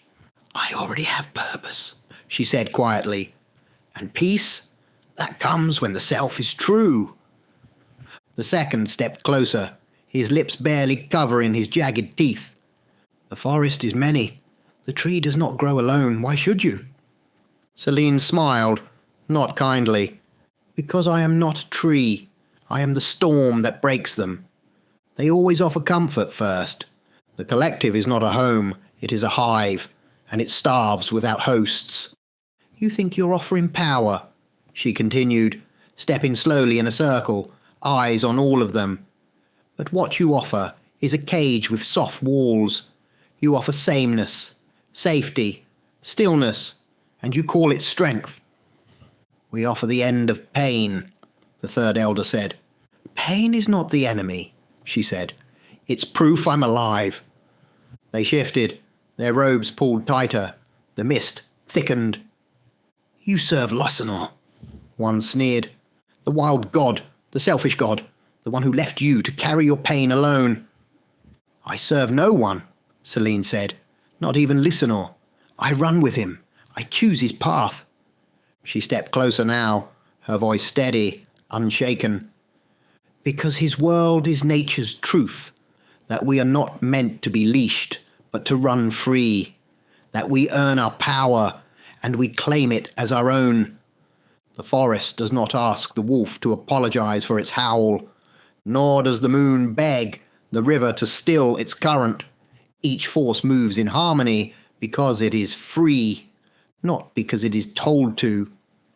You call yourselves wise, Selene said, but you're cowards. You ask for obedience, not out of strength, but because you fear what can stand alone. She lowered her chin, her eyes like embers in the mist. There is nothing more powerful than the individual who knows who they are, and you will never understand that. The elders hissed. The fog surged. A blast of cold hit her chest like claws. She dropped to one knee, not from fear, but from impact. You refuse us, so you will remain until you understand. Until you are ready to give.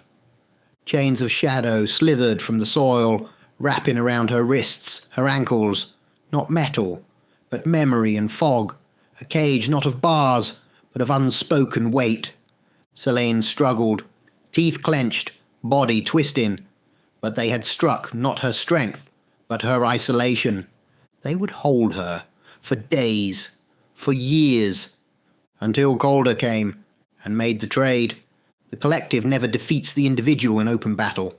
It waits until the individual is alone, wounded, desperate, then offers the illusion of belonging in exchange for the truth of the self. In the fog, her howl never made it out, but somewhere far off, across time and trees, a wolf would feel it and believe she had run away. Feel the night.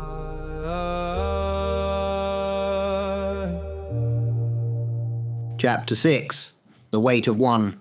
The fog swirled thick around the crumbled chapel in the heart of the dead village, its steeple broken, its bells long rusted silent.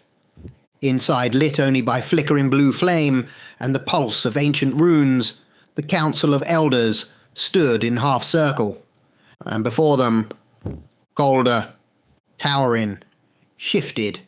His werewolf form was unlike the others, massive, sinew coiled like rope, dark fur wet with sweat and moonlight. But it was not just his body that had changed. His eyes were no longer wild. They were tired, willing.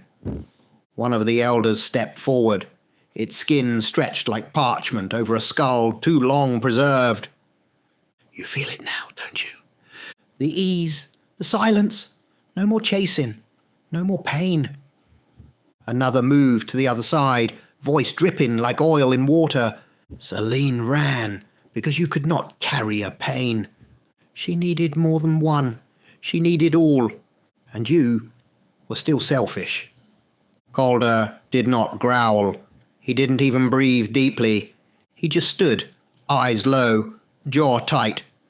But now, 2 more have come, the third said. They will tell you to fight, to struggle, to believe in your own mind again. They will try to make you feel guilty for choosing peace. A low rumble vibrated in Calder's throat. Not rage, not yet. Confusion.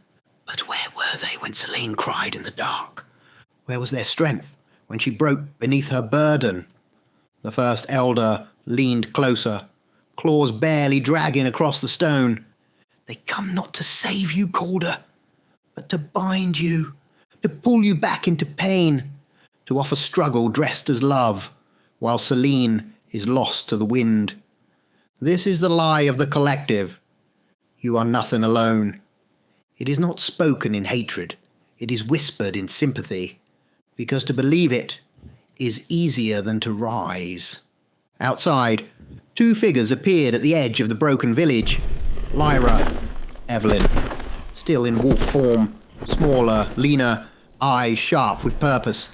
They did not come with rage.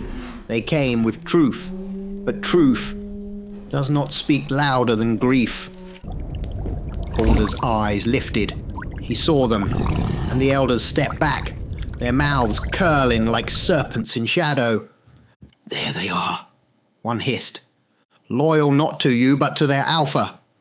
To his freedom, his fire. But fire burns, and when it has no fuel, it dies alone. We are water. We extinguish your pain, together. Let the fire come. Calder let out a breath. It sounded like thunder cracking through fog. And then he moved out of the chapel, onto the stones, massive, controlled, silent. He faced them now, Lyra and Evelyn, no hate in his eyes, only purpose. And then he stepped forward, against them. A beast who forgets his name becomes a weapon for those who have none of their own. The council does not lead. It devours, and Calder is now theirs to wield.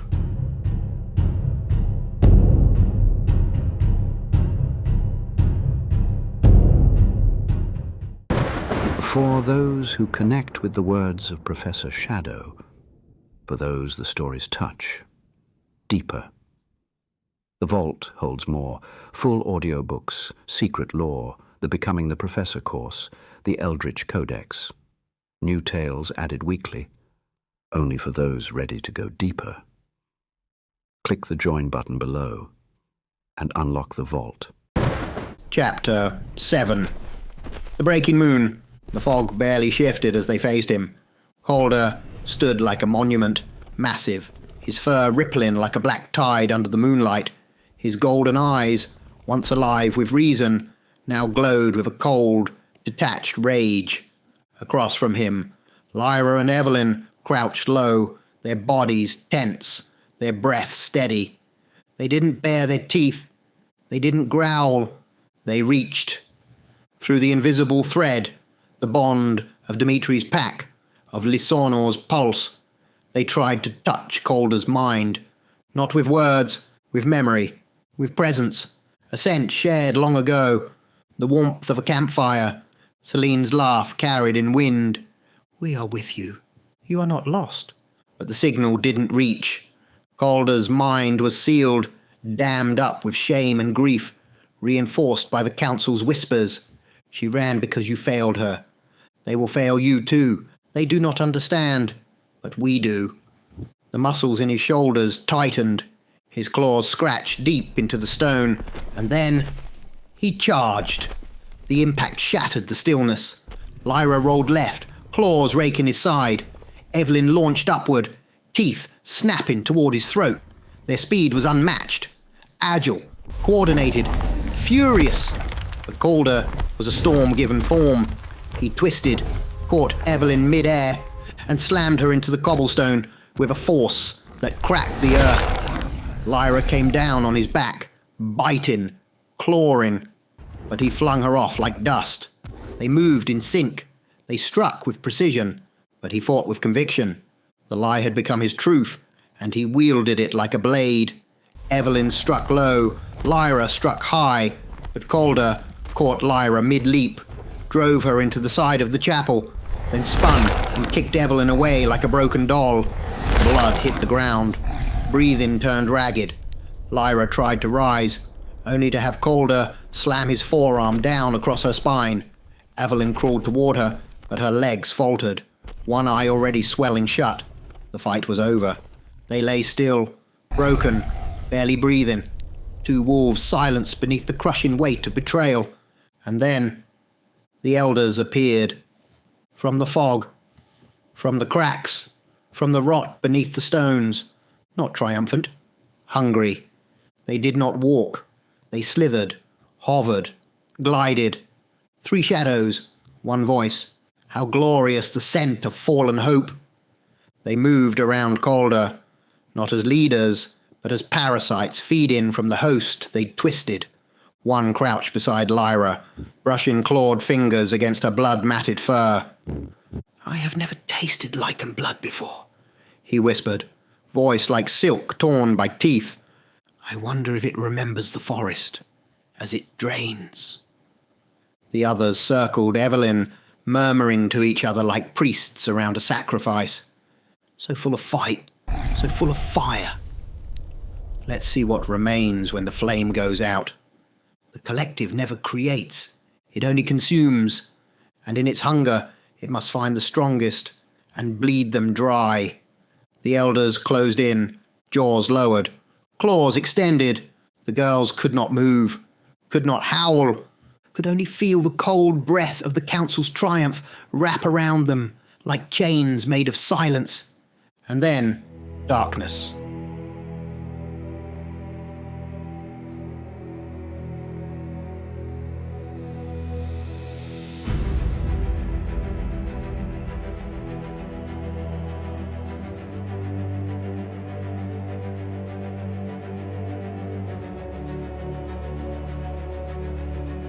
Chapter 8. The one the fog remembers. The fog clung to the village like a second skin, heavy, damp, suffocating. Lyra and Evelyn lay still upon the cobblestone, their fur matted with blood, chests barely rising. The council circled them now, hunched and twitching like carrion, ancient mouths parted, fangs glistening. One elder extended a clawed finger toward Lyra's throat. Another leaned in toward Evelyn's open wound. "This is the price of defiance," one hissed. "They are ripe. Drink." But then something shifted. A sound not heard, but felt. A vibration in the marrow. A hum that reached beneath the skin and spoke directly to the blood. Calder flinched. The massive werewolf stood over the fallen, towering, chest heaving. But now his shoulders sagged. His breath caught in his throat, his claws curled in hesitation, and then slowly he turned, not from command, from instinct, and dropped to his knees. The elders blinked, confused, angry. "What are you doing?" "Stand!" "They are weak. Finish it." But Calder's ears pulled back, his massive form lowered further, neck turned, throat exposed. Submission. Total. The elders recoiled. "What is it?" one croaked. "What do you see?" Calder didn't answer. He couldn't, because now they saw it too. At the end of the ruined street, beyond the blue lantern light, deep within the fog that no moon could touch, a shape, black, tall, still.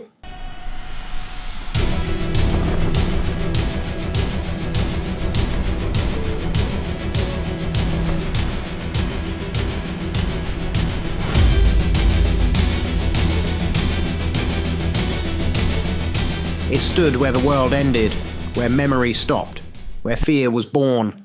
A form emerged, not fast, not loud, but inevitable. It did not crawl, it did not run. It walked upright, each step echoing like a drum in the bones of every living thing. The elders backed away. It cannot be. He would not come here. Not him. Not the Alpha. Not Dimitri. But it wasn't. The figure came closer, and with it came something more than scent, more than presence. Command. It radiated from him like heat from the sun. It was not aggression. It was truth. And nature, true nature, obeys truth. Calder began to shake. He tried to stand, and fell to one knee again. The fog parted further, revealing a beast larger than any elder, taller than even Calder, cloaked in black fur like midnight pulled into flesh, eyes like ancient gold, glowing softly, without emotion, because it didn't need to feel anything to be known. This was the Alpha of Winter, not a legend, not a weapon, a law made flesh. Some beings do not need to raise their voices, they do not need to snarl or strike. They exist, and the world remembers how to kneel. The elders stumbled back, their claws scraping at the stones. "Protect us," they begged Calder. "You are one of us now. You made a choice." But Calder could no longer hear them. The call was too close now, the truth too loud. He dropped fully to the ground, belly low, tail tucked. He crawled forward a few steps, then stopped, head down, body pressed flat against the earth.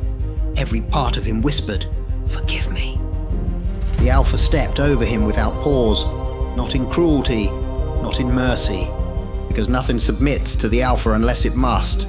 He passed Calder, moved through the circle of elders, and came to stand over Lyra and Evelyn.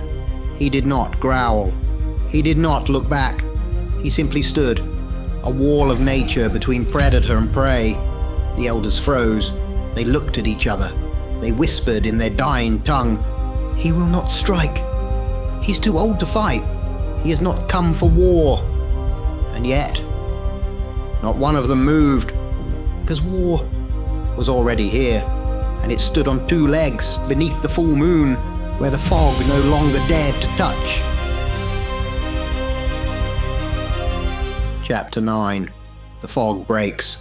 The moon held still in the sky, like the judgment of a silent god. Beneath it, the Alpha of Winter stood unmoving, his hulking form casting long shadows over the cobblestones. His eyes, golden and eternal, looked upon the broken wolves beneath him, Lyra and Evelyn, and then slowly his head tilted back. He howled, not rage and not command, truth, and they heard it. Their chests filled, their wounds did not close, but they no longer mattered. Pain was a whisper now. They stood, still bleeding, still aching, but they stood, not because they were healed, but because they remembered who they were. Behind them, Calder still crouched. He watched the two lichens rise. Confused, the elders flinched. Their claws tightened. "Do not be swayed," they whispered into Calder's mind. "You are one of us. She left you. They came to take you. Stay with the council. Stay safe. Stay needed."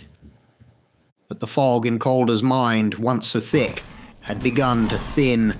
The howl of the Alpha had pierced it, not with logic, not with plea, but with reality.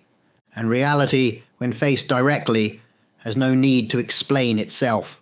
He rose, not in rage, not in submission, in clarity. Lyra and Evelyn turned. Their eyes met Calder's. There was no fight in him now, because the true fight had already been lost by those who thought they could manipulate nature itself. The elders saw it too.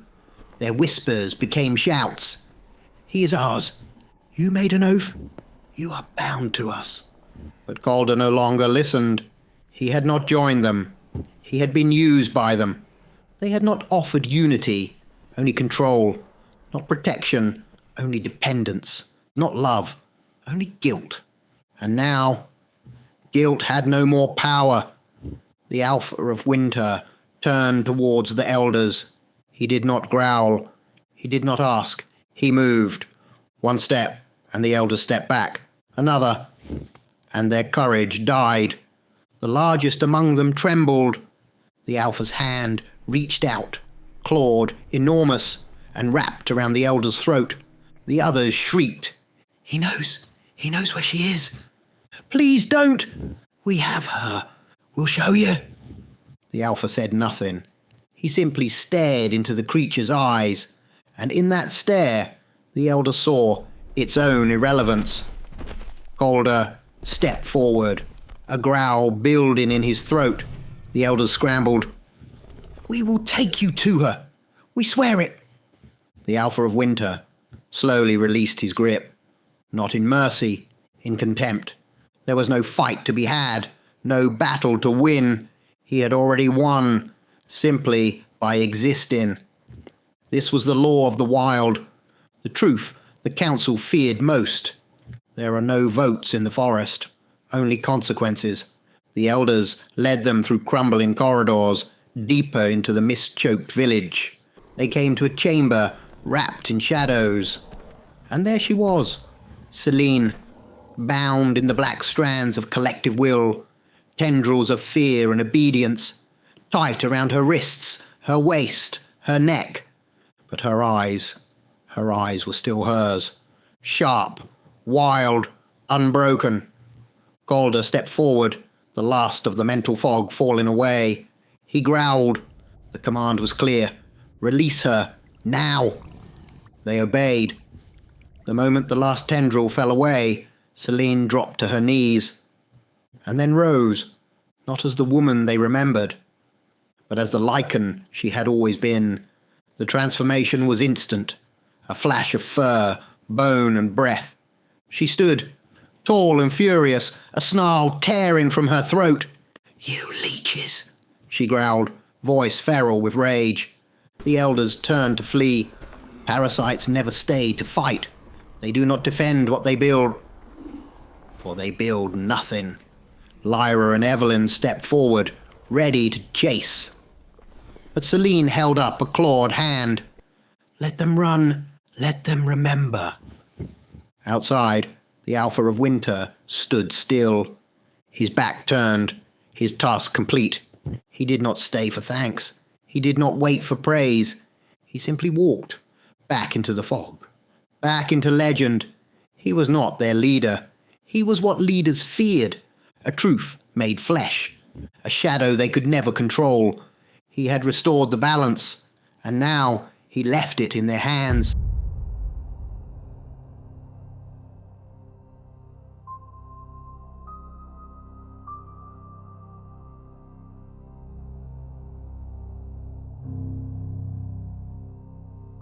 Chapter 10. The Grove. The clearing lay still beneath the breath of morning. No moon now, no mist, only sky, vast and clear, and the slow hum of dawn beginning to wake the trees. Lyra and Evelyn sat side by side on the soft earth, their bodies returned to human form, their skin marked by bruises that would fade, and choices that would not.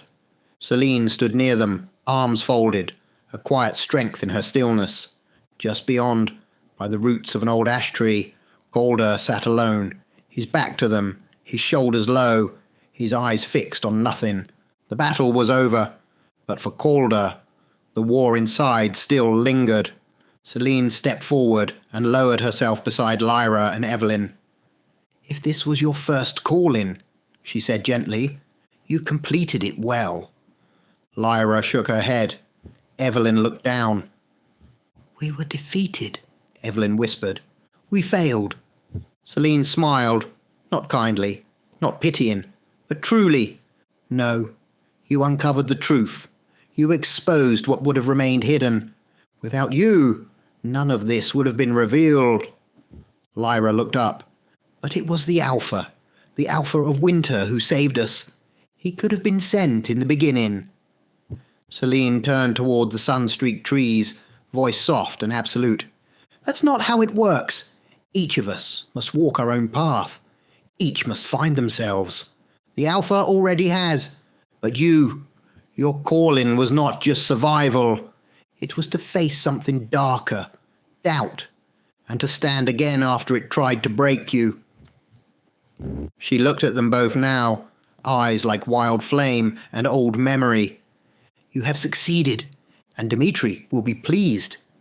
The wind shifted. Evelyn looked towards Calder, still alone, still silent. Celine rose and the others followed her as they approached him. He heard them coming. "Don't," Calder said, not looking back. "Please, let me just say it." He turned. His voice was low, strained. "I'm sorry. I was a fool. I was weak. I didn't know what they were doing to me." His eyes met Celine's first. "They used my guilt, my fear of losing you. They twisted it, fed on it like wolves." Celine stepped closer, calm.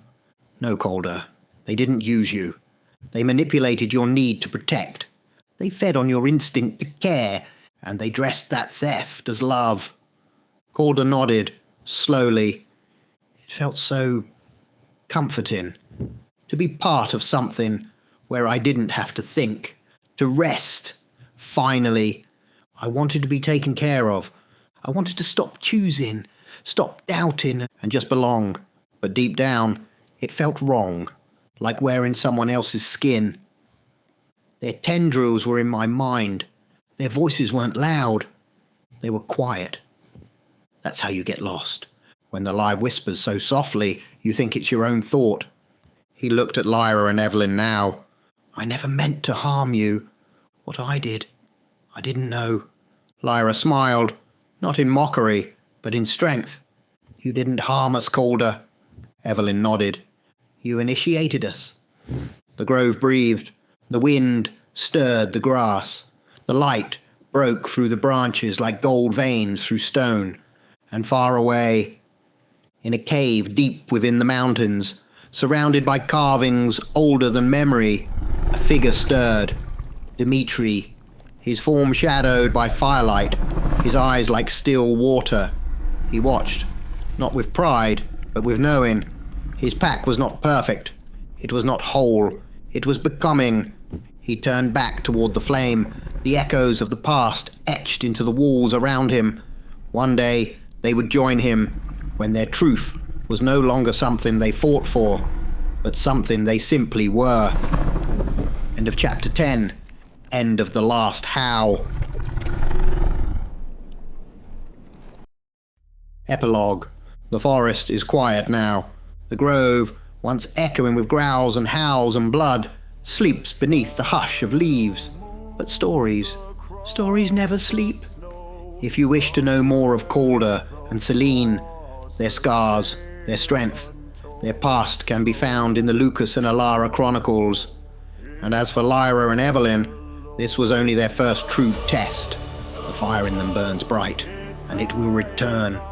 You can watch their earlier steps into the unknown in The Full Moon Society and The Howling Within Her. And if the one who stepped from the fog still haunts your thoughts, if you wish to understand the power, the silence, the dominance of the Alpha of Winter, then journey deep into the mythos of the Crimson Dawn, Season 2. But be warned, once you've heard the call of the Last Howl, you'll never hear the night the same way again. Fangs that tear, a heart that roams. The wolf, its path unknown. The drum beats slow, the ground does moan. The wolf, its eyes are fire. The dark, it climbs higher.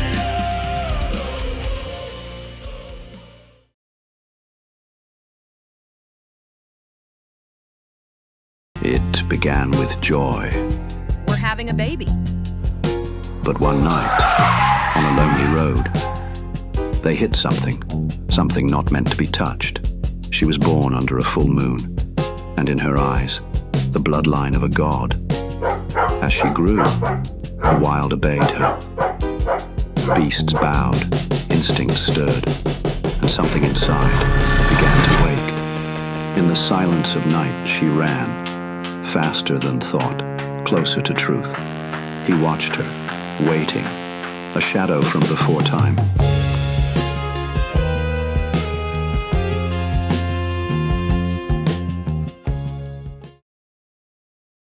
Chapter 1. The scratch that chose her. They were driving home from the hospital, headlights slicing through the misty back roads like silver blades. Laughter echoed inside the car. Not the forced kind people use to chase away silence, but the kind that bubbles up when something beautiful becomes real. She rested her hand over her belly. 3 weeks, she whispered, eyes bright with wonder. He reached across the gear stick and squeezed her fingers gently.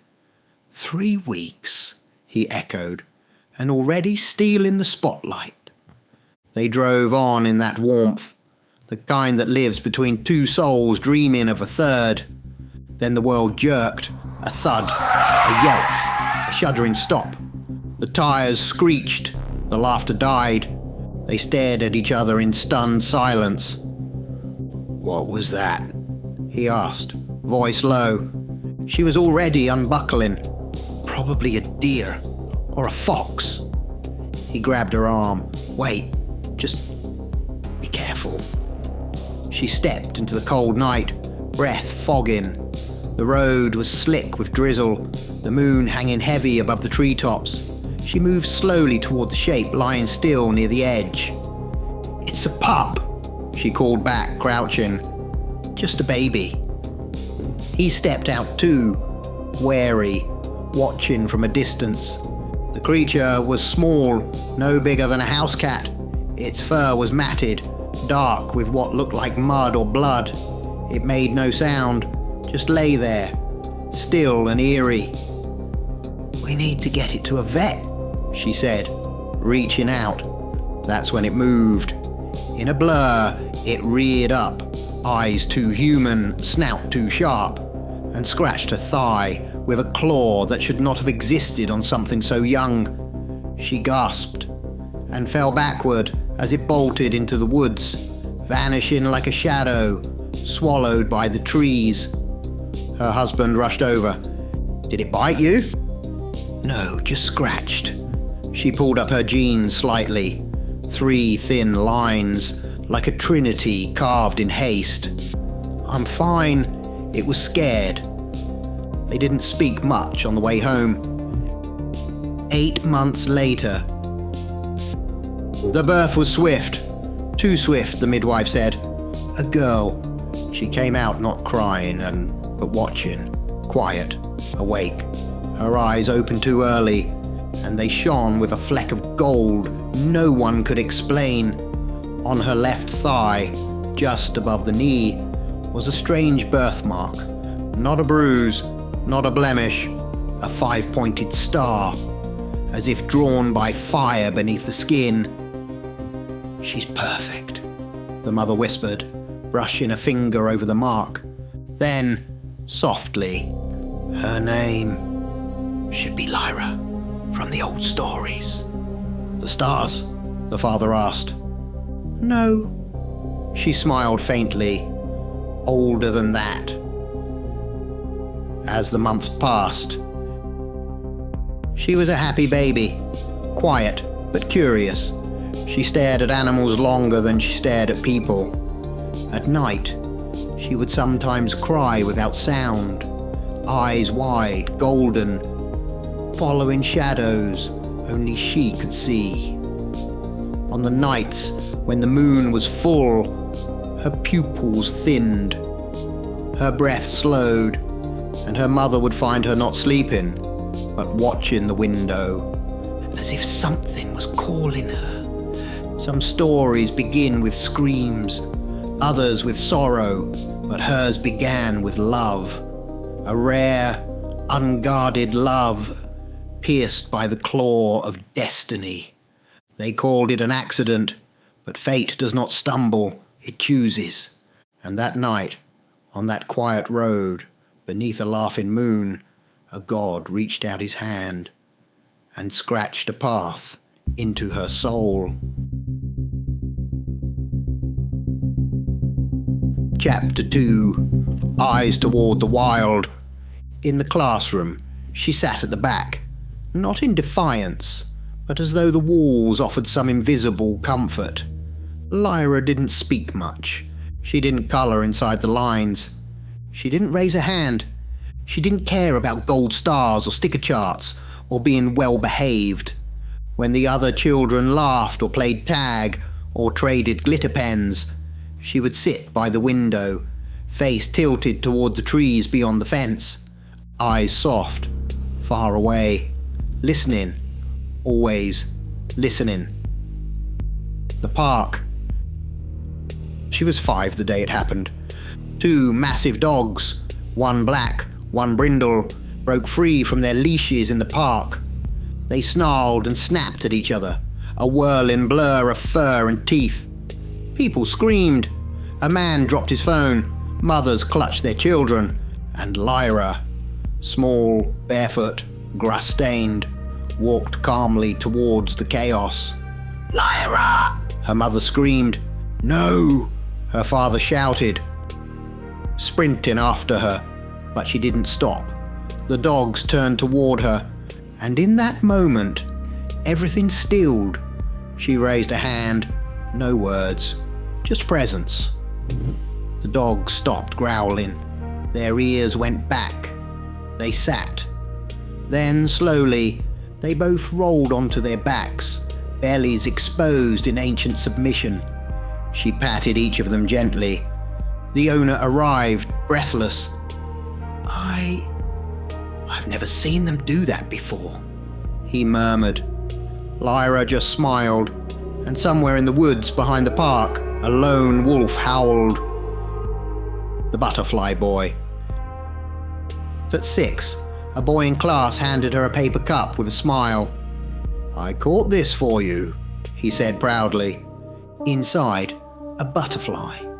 Dead, wings crumpled, stiff.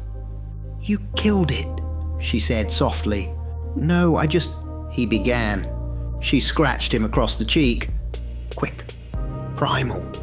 A warning from something older than language. The boy screamed. Her parents were called. So were his. "She's troubled," they said. "Violent. Detached." But when the counselor asked her why she did it, Lyra only said, "I didn't want it. I wanted it alive." The growing silence. By 10, Lyra had no friends. Not from cruelty, but from distance, as if she were tuned to a different frequency the others couldn't hear.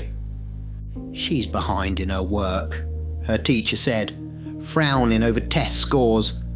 "Unmotivated. She stares out the window all day.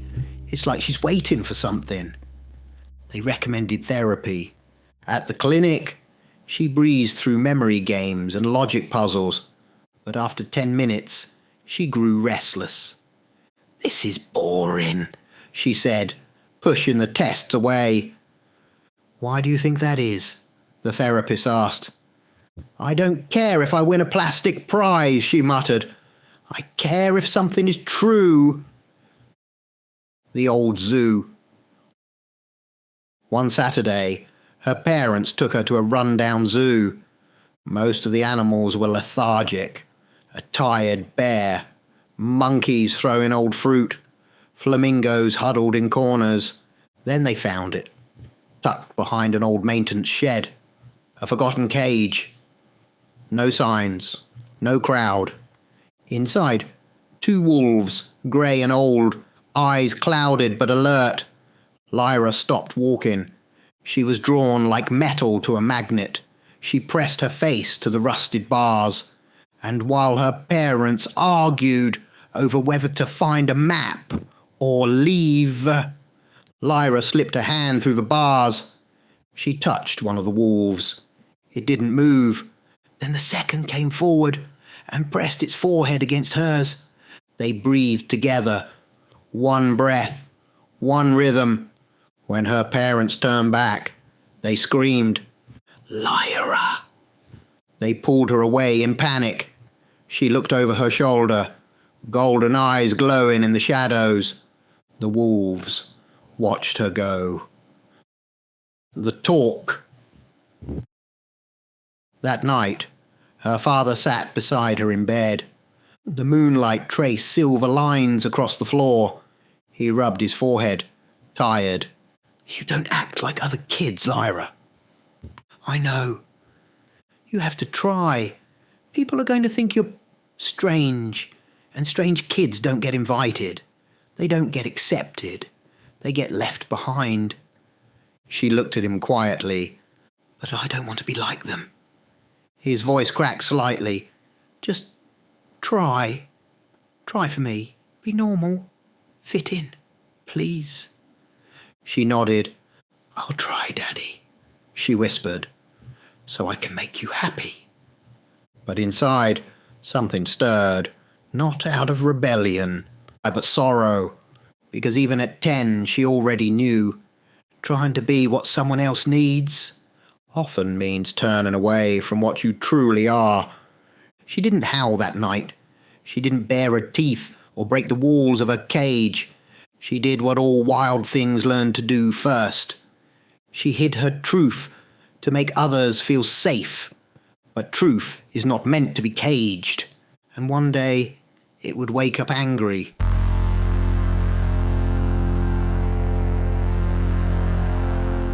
Chapter 3. The gift they stole. She tried. Gods know she tried.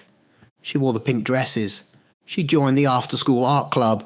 She smiled when she was meant to, laughed when prompted.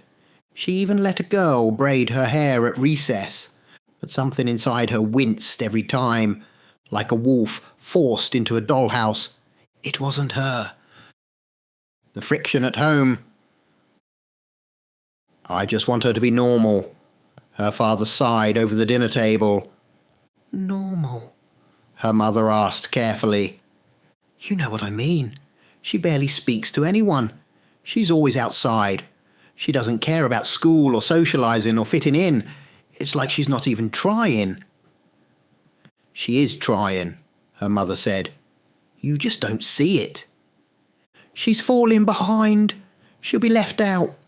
Her mother paused, looked toward the window where Lyra sat under the old oak tree, tracing her fingers through the grass like she was reading its story. She's not like the other kids, she said softly. That's the problem. No, her mother whispered. That's the truth, and we're trying to change her. For what? To make us feel better, to make her fit a shape that isn't hers. He fell silent. She continued, her voice firmer now. We tell children to be themselves, then punish them when they are. We dress it up as love, but it's fear. Fear they'll be different, left out, hurt. But maybe what hurts more is never becoming who you are meant to be. Her 13th birthday. So where do you want to go for your birthday?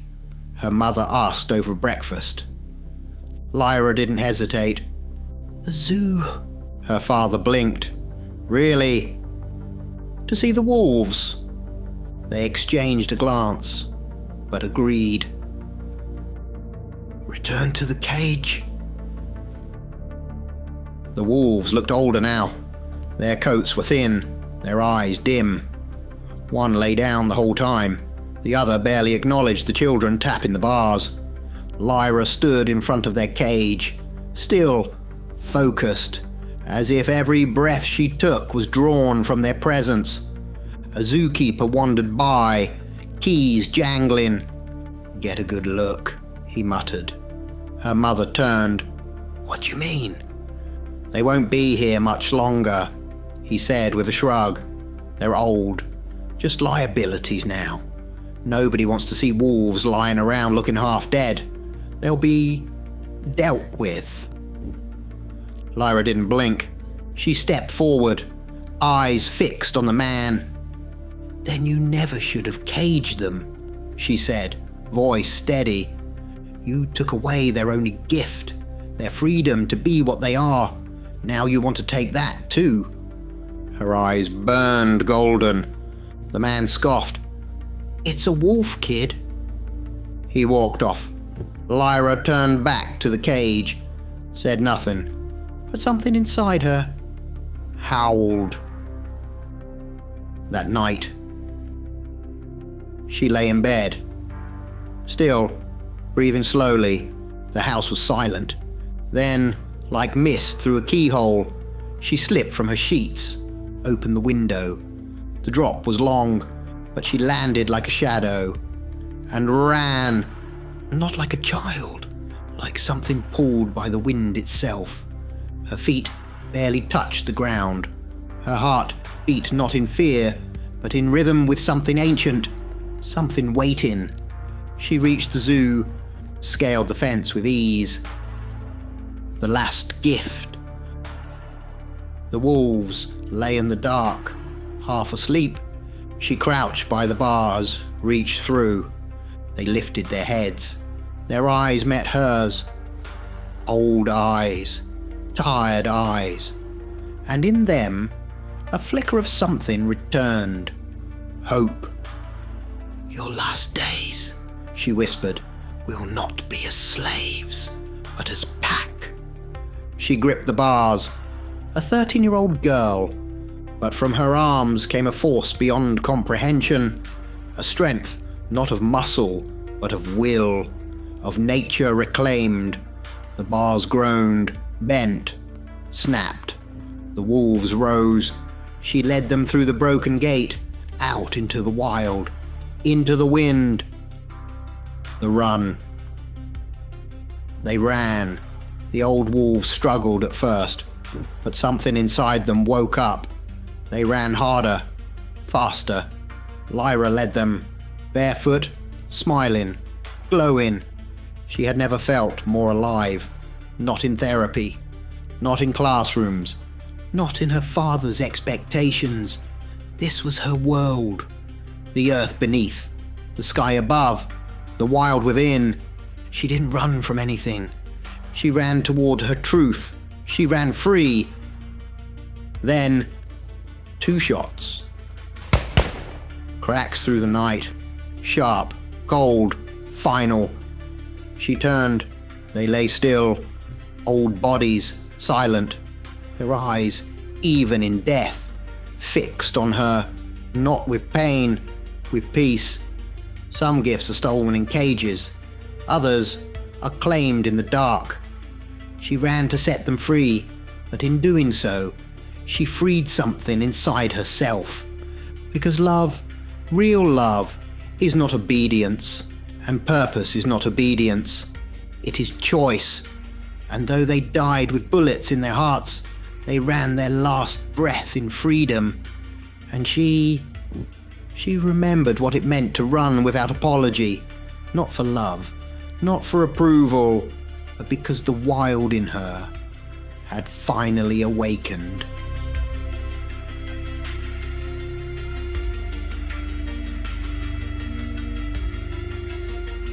Chapter 4. The day the cage broke. The zoo was chaos by morning. Police, staff, a shattered gate, bent steel bars like broken ribs, and 2 wolves, shot dead on the edge of freedom. They questioned her, one after another. How did they escape? Were you here last night? Did you see anyone suspicious? Lyra sat still. No tears, no fear, no words. Just silence, like a storm that refused to rage but refused to leave. The zookeeper's voice rose above the crowd. You little brat! Who broke my bars? She looked at him, eyes calm, cold, not angry, clear. They were never yours. You broke them when you used them to take away freedom.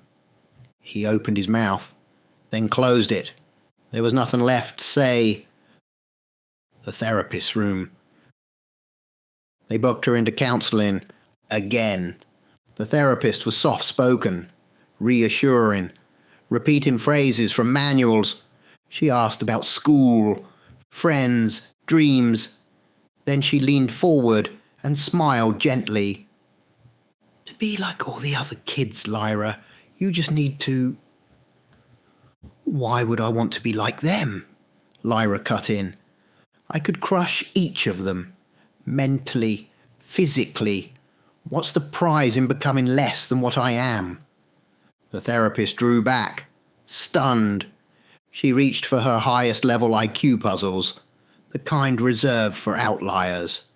Lyra completed them in minutes, beat every metric they had. She wasn't just intelligent, she was beyond. The notes whispered terms like exceptionally gifted, possible spectrum overlap, unclassified potential. But the truth didn't fit in a report. Lyra was not broken. She was uncontained. The final straw. At 16, Lyra stood in the hallway and spoke clearly.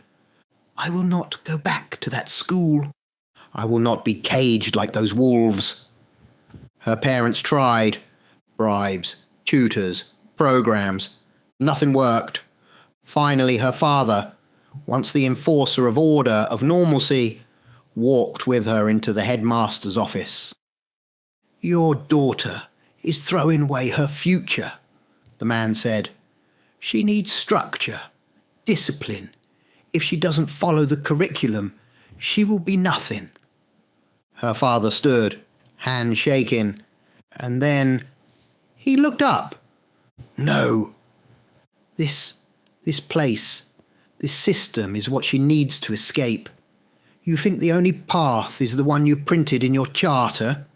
How many lives have you crushed because they didn't fit your mould? You're not a teacher. You're a zookeeper.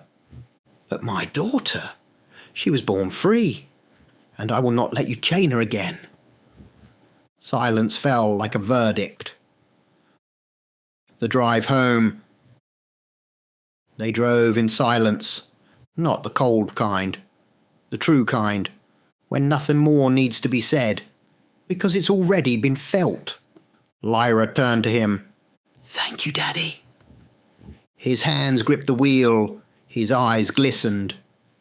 "Don't ever let anyone tell you to be something you're not, Lyra. I tried to. I'm sorry. I didn't know better, but you showed me what's real, what's true. You are so special, and we tried to take that from you, because it wasn't what we were used to, because we were afraid. Whatever you want, any school, any subject, any dream, I'll find a way. I'll help you do it. Because I love you for who you are, not who I thought you should be." She said nothing, just watched the trees pass by the window, wind bend in the branches like they were bowing to something old, something proud. It took a broken cage, a pair of dying wolves, and a girl who refused to bow to teach a man the truth about love. It is not given when someone obeys. It is not real when it demands you become something you are not. Love is a mirror that doesn't distort you, and purpose is the path you choose, not the one painted for you. On that day, Lyra's father stopped seeing his daughter as a problem and began to see her as a force the world had never prepared for.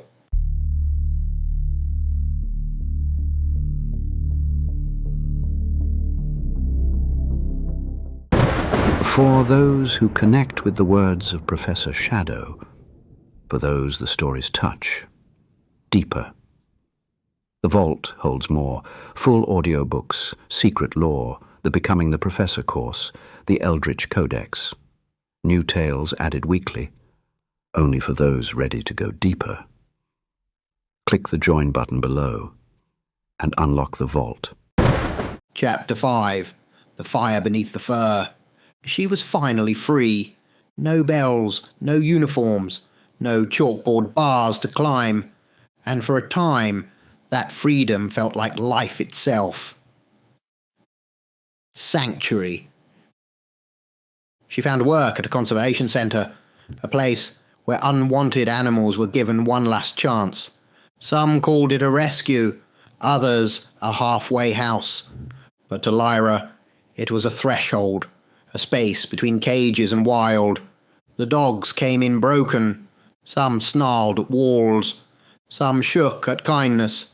Some were marked for euthanasia. But when Lyra entered the room, they changed. She didn't shout. She didn't scold. She simply was, a presence that saw them, and they calmed. "She's gifted," the staff whispered. "She's magic with them. She knows them." Even the wolves from the nearby rehabilitation unit responded to her. She could approach when others couldn't. They trusted her, because something in her pulse matched their own. The hollow space. But still, something felt missing. Even among fur and fangs, there was a cage inside her. One she hadn't named yet. She didn't want parties, didn't care for love songs or silly dances, or hands reaching where they had no right. She dismissed every flirtation, every smile meant to charm, not out of coldness, but because none of them saw her. They saw a mystery. She was tired of being someone else's puzzle. 18. She was no longer a child. Now she helped run the centre, interviewed adopters, managed the difficult cases. Then one afternoon, he came.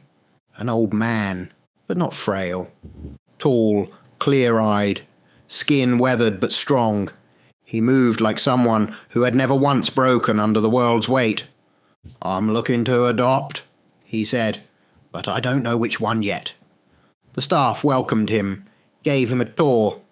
He passed the kennels, the outdoor pens, the front desk, and then he passed Lyra, busy in the new arrivals unit. She looked up, their eyes locked. The room fell away. She didn't know why. Only that he saw her, not her smile, not her job. Her. The conversation. "I'd like to speak with someone who truly understands animals," he said to the front desk. Without hesitation, they brought him to Lyra. They sat in the small room reserved for adoption interviews. Plain walls, a clipboard, a cheap desk. But the moment they sat, the air felt different. He spoke first. "Oh, you do good work here, Lyra, but you still lock yourself behind bars." She said nothing, because something in her chest tightened, as if her ribs remembered what it felt like to hold back a growl.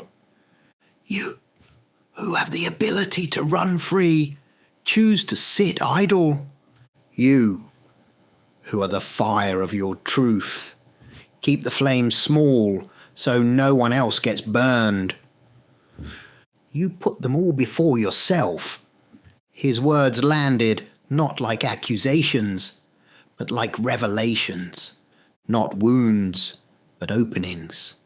When are you going to bend your own bars? When will you run free, unafraid of man's bullets? Her breath caught. She wasn't scared. She wasn't offended. She was seen. "Who are you?" she asked. He smiled, slowly, sadly. "Me?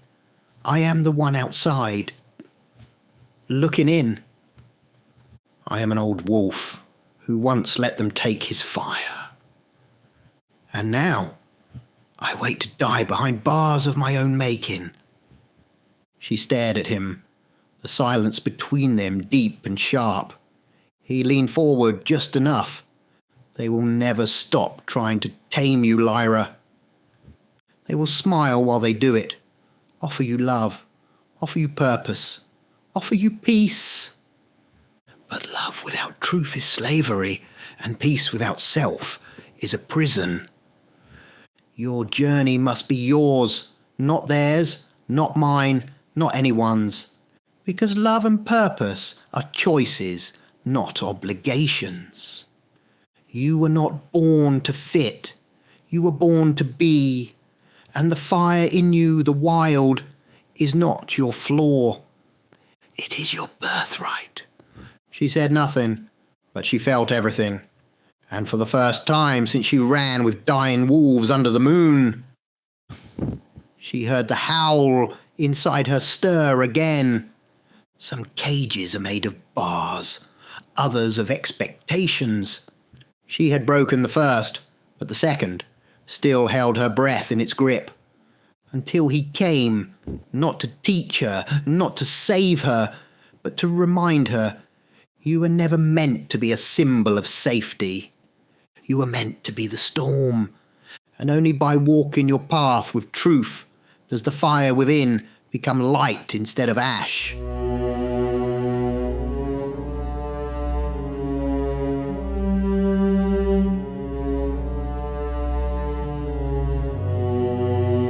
Chapter 6. The dream that broke the silence. That night, sleep took her not with rest, but with revelation. She did not drift. She was pulled. The vision. She stood in a place untouched by man. Vast nature, wild and open, where the air carried no scent of control. And there he was, the old man. But not old. He stood tall, regal, bathed in golden light that shimmered like sunlight through autumn leaves. Not just a man, a king, a ruler, a god. Behind him, it came, a wolf, towering, upright, its fur not black, but shadow, so dark it blurred with the night itself. Only its eyes shone clear, golden, knowing, commanding, and in that gaze, Lyra saw herself, but not the self she showed the world, not the careful, useful caged girl. This was the truth, raw, unforgiving, free. A creature of purpose, but not obedience. Not a follower, a part of something greater. The pack, not ruled by him, ruled with him. The creature stepped forward. Lyra felt no fear, only recognition. Then the old man's voice came again, calm, like ancient wind through the trees. You have chained yourself, Lyra, more than any cage ever could. Your fear is the lock. Your truth is the key. Free your bonds. Unleash your power. The awakening. She woke, not slowly, but as if torn from another world. She sat upright, breath shallow, heart pounding. The moon hung full above the trees, glowing white like bone. She saw nothing outside her window, but she felt everything. The pull, the wind, the trees, the wild. She rose, silent, barefoot. The air was cold, she didn't feel it. She stepped outside, and she ran. The run. Not with hesitation, not like a girl escaping curfew, but like a hawk slicing through clouds. A creature of motion, not thought. She ran through the woods with ease, leaping over roots stuck in branches. Her body moved like it belonged there, because it did. There were no thoughts, only breath, only movement, only the call. This was not exercise. It was freedom, felt for the first time in its purest form. She ran not to chase, not to flee, but to belong. And in her chest, the primal stirred. The wolf that was waiting, watching, ready. The choice. She stopped in a clearing. The wind died, and from the silence came the fear. She knew what this meant. To go to him, to follow that pull. It meant change, forever. It meant never returning to the version of herself others understood. To walk into that truth was to walk away from comfort, from certainty, from normal. She wanted to go, even though she didn't know who he was, only that he existed and that he was waiting. She stood in the dark, surrounded by the breath of the forest, frozen, wanting, afraid. The morning. She awoke in her bed, her sheets tangled, her mind a whirlwind. Was it a dream? She sat up, looked at her hands. They were covered in dirt. Her feet too. Mud, leaves, earth from places far beyond the garden. She blinked and smiled. Some dreams are memory, others are madness, but the rarest of all are callings. And in that moonlit blur between worlds, she had heard her name, not the name given by her parents, but the name carved into her soul by something older than language. The time for stillness had ended. The bars were cracked, and the wild was waiting.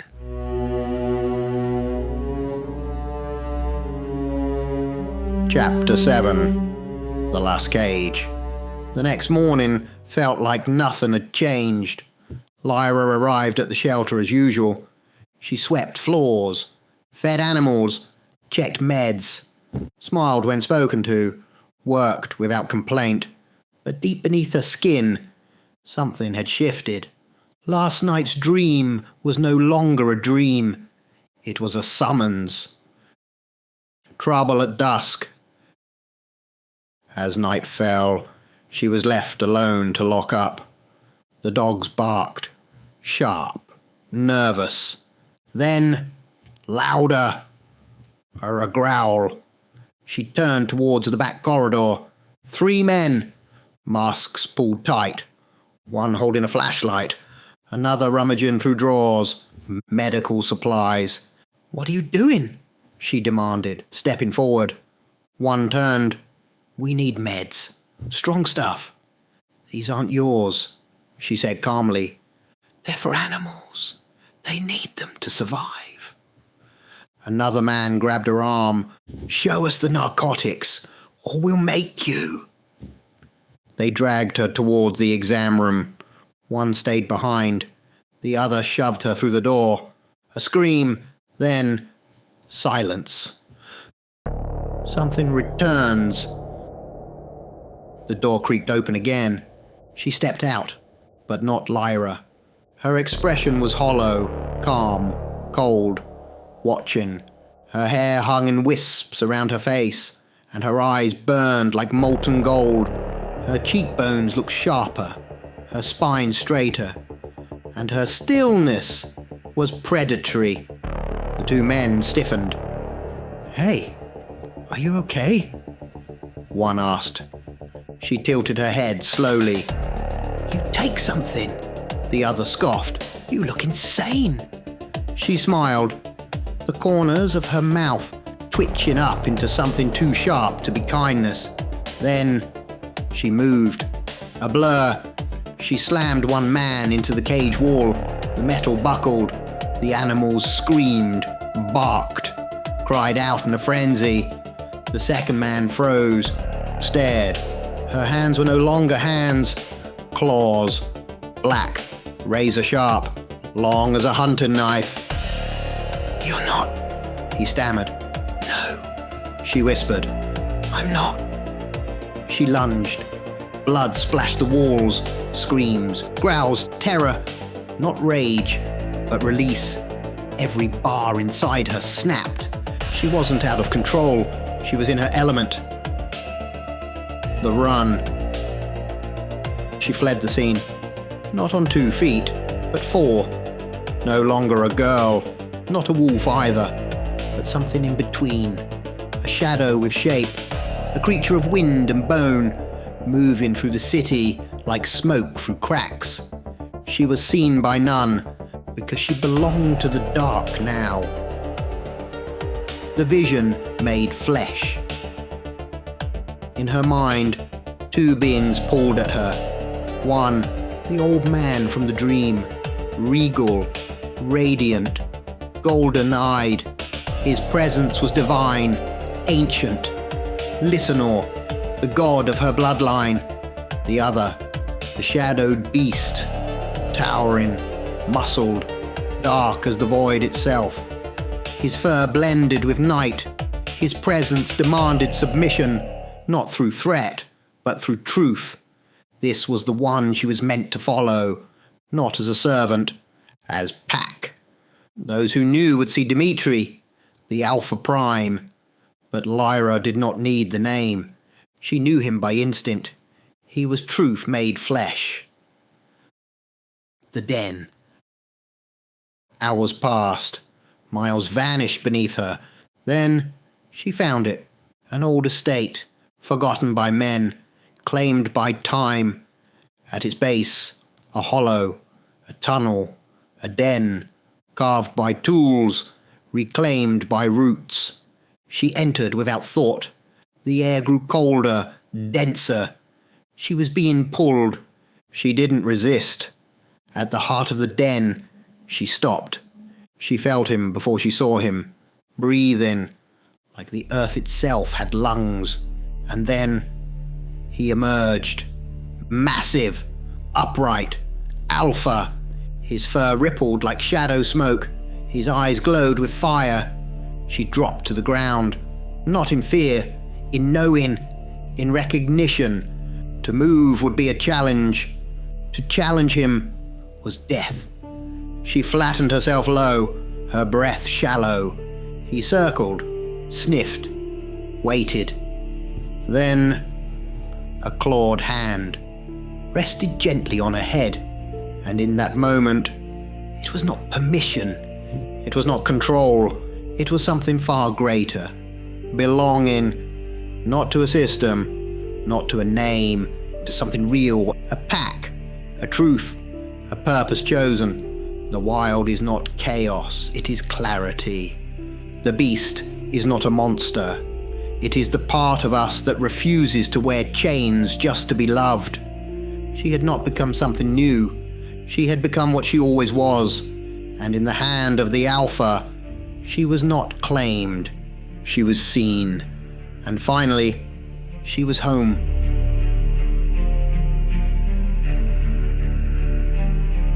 Chapter 8. The Full Moon Society. The shelter was cordoned off with yellow tape the next morning. Police cars, reporters, whispers of carnage. 3 bodies found in the medical wing, torn apart, mutilated. The kind of scene that left even seasoned officers pale. The investigation. They questioned everyone, Lyra included. "You locked up that night?" "Yes, I followed protocol. Lights off, security latches in place, animals fed. See anything unusual?" "Just barking. But that happens sometimes. We'd take in trauma cases." "No visitors?" "No." Then one of the officers frowned, tapping a file. Interesting thing. One of the cages was unlocked. "Which one?" "The wolf-dog hybrid. The new arrival from upstate. Aggressive. Flagged as unstable. Never adjusted to confinement." "It's missing." "You think it did this?" Lyra tilted her head slightly. "It was terrified of people. Who knows what it would do if provoked?" The officer exhaled. "Guess it snapped. Poor thing." No signs of forced entry. No camera footage near the rear. The shelter had always prided itself on privacy for its volunteers and trauma animals. In the end, the perfect storm. A missing animal, a gruesome scene, and a system that needed a logical answer. They got one. Back to the work. Weeks passed. The shelter reopened. Lyra stayed. Not because she had to, but because she wanted to. Because she was good at it. Better than anyone. Born for it. She cleaned cages, calmed aggressive animals, took in the broken, the shaken, the unwanted, and gave them peace. She didn't need praise. She didn't even need to hide anymore. She simply was, and that was enough. Nights in the dark. On full moons, she didn't stay home. She ran, not from guilt, from joy. Through trees and mist and midnight wind, she became the thing they had tried to shame out of her. Not a monster, a truth, and always somewhere deep in her blood. She felt him, not as a voice, not as a command, but as a presence, a gravity pulling her inward. The Alpha Prime. The visitor. One morning, the bell above the shelter door jingled. A girl stood there, not much older than Lyra, wearing a simple coat, eyes sharp, voice steady. "Is Lyra here?" she asked the staff. They pointed toward the back. The girl walked slowly, respectfully. Found Lyra cleaning a water bowl. "Hi, my name's Evelyn. I was hoping we could speak in private." They sat in the small office where adoptions were usually processed. Lyra leaned back in the chair. Evelyn folded her hands. "You've met him, haven't you?" Lyra didn't flinch. "Yes," she said. "So have you." Evelyn smiled. It was the kind of smile you share only with someone who's survived the same fire. A shared path. "I wasn't like you," Evelyn said, smiling softly. "I didn't feel it in my blood. Not at first. I wanted to believe. I was obsessed. Stories, myths, ancient rites. I studied everything I could about werewolves, about the Lycan bloodlines. In school, we were the weird ones, outcasts, the ones who talked about full moons and gods, when everyone else was busy trying to fit in. So we made our own space, a joke at first. We called it the Full Moon Society, a club for believers, the unwanted, the wild-hearted, the ones who felt something, even if they couldn't name it. Lyra watched her, quiet, curious. And then one night, Evelyn continued, voice lowering, he came. The old man, listener, dressed simply, spoke softly, but I knew, we all did, that he wasn't human. He told us we weren't mad, that what we felt was real, that some of us were born of the blood, and some of us were called to it. He introduced us to Dimitri. Not by name, not at first, just a presence, a shadow in the woods with eyes like the core of a star. And when we met him, we changed. Slowly, willingly, joyfully. Lyra nodded. So you weren't born like me? No, Evelyn said, but we were chosen. That's enough. She leaned forward. There's a group of us. Not many, but we found each other. We call ourselves the Full Moon Society. We meet, we run, we learn from each other, and we follow him. Lyra's eyes narrowed slightly. Not distrust, just focus. Him? Evelyn nodded. The Alpha Prime. You know who I mean. A beat of silence. Then Lyra whispered, I do. Evelyn exhaled. He found me too. The same way, I think. You're welcome to join us, she said. You don't have to come every full moon, or even every month. But when you're ready, you'll see. We're all children of Lysano, but he, Dimitri, is our guide. He's not just Alpha. He's what we become when we stop apologizing for what we are. He doesn't rule with fear. He leads because we want to follow. Lyra said nothing, but inside, something smiled. Some think freedom is running alone beneath the stars, but true freedom is choosing who you run beside. She had broken her chains, shed her skins, survived the cage. Now, she saw the path ahead, not because someone offered it, but because she chose it.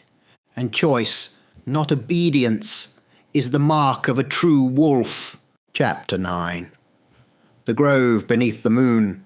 The forest breathed in silver.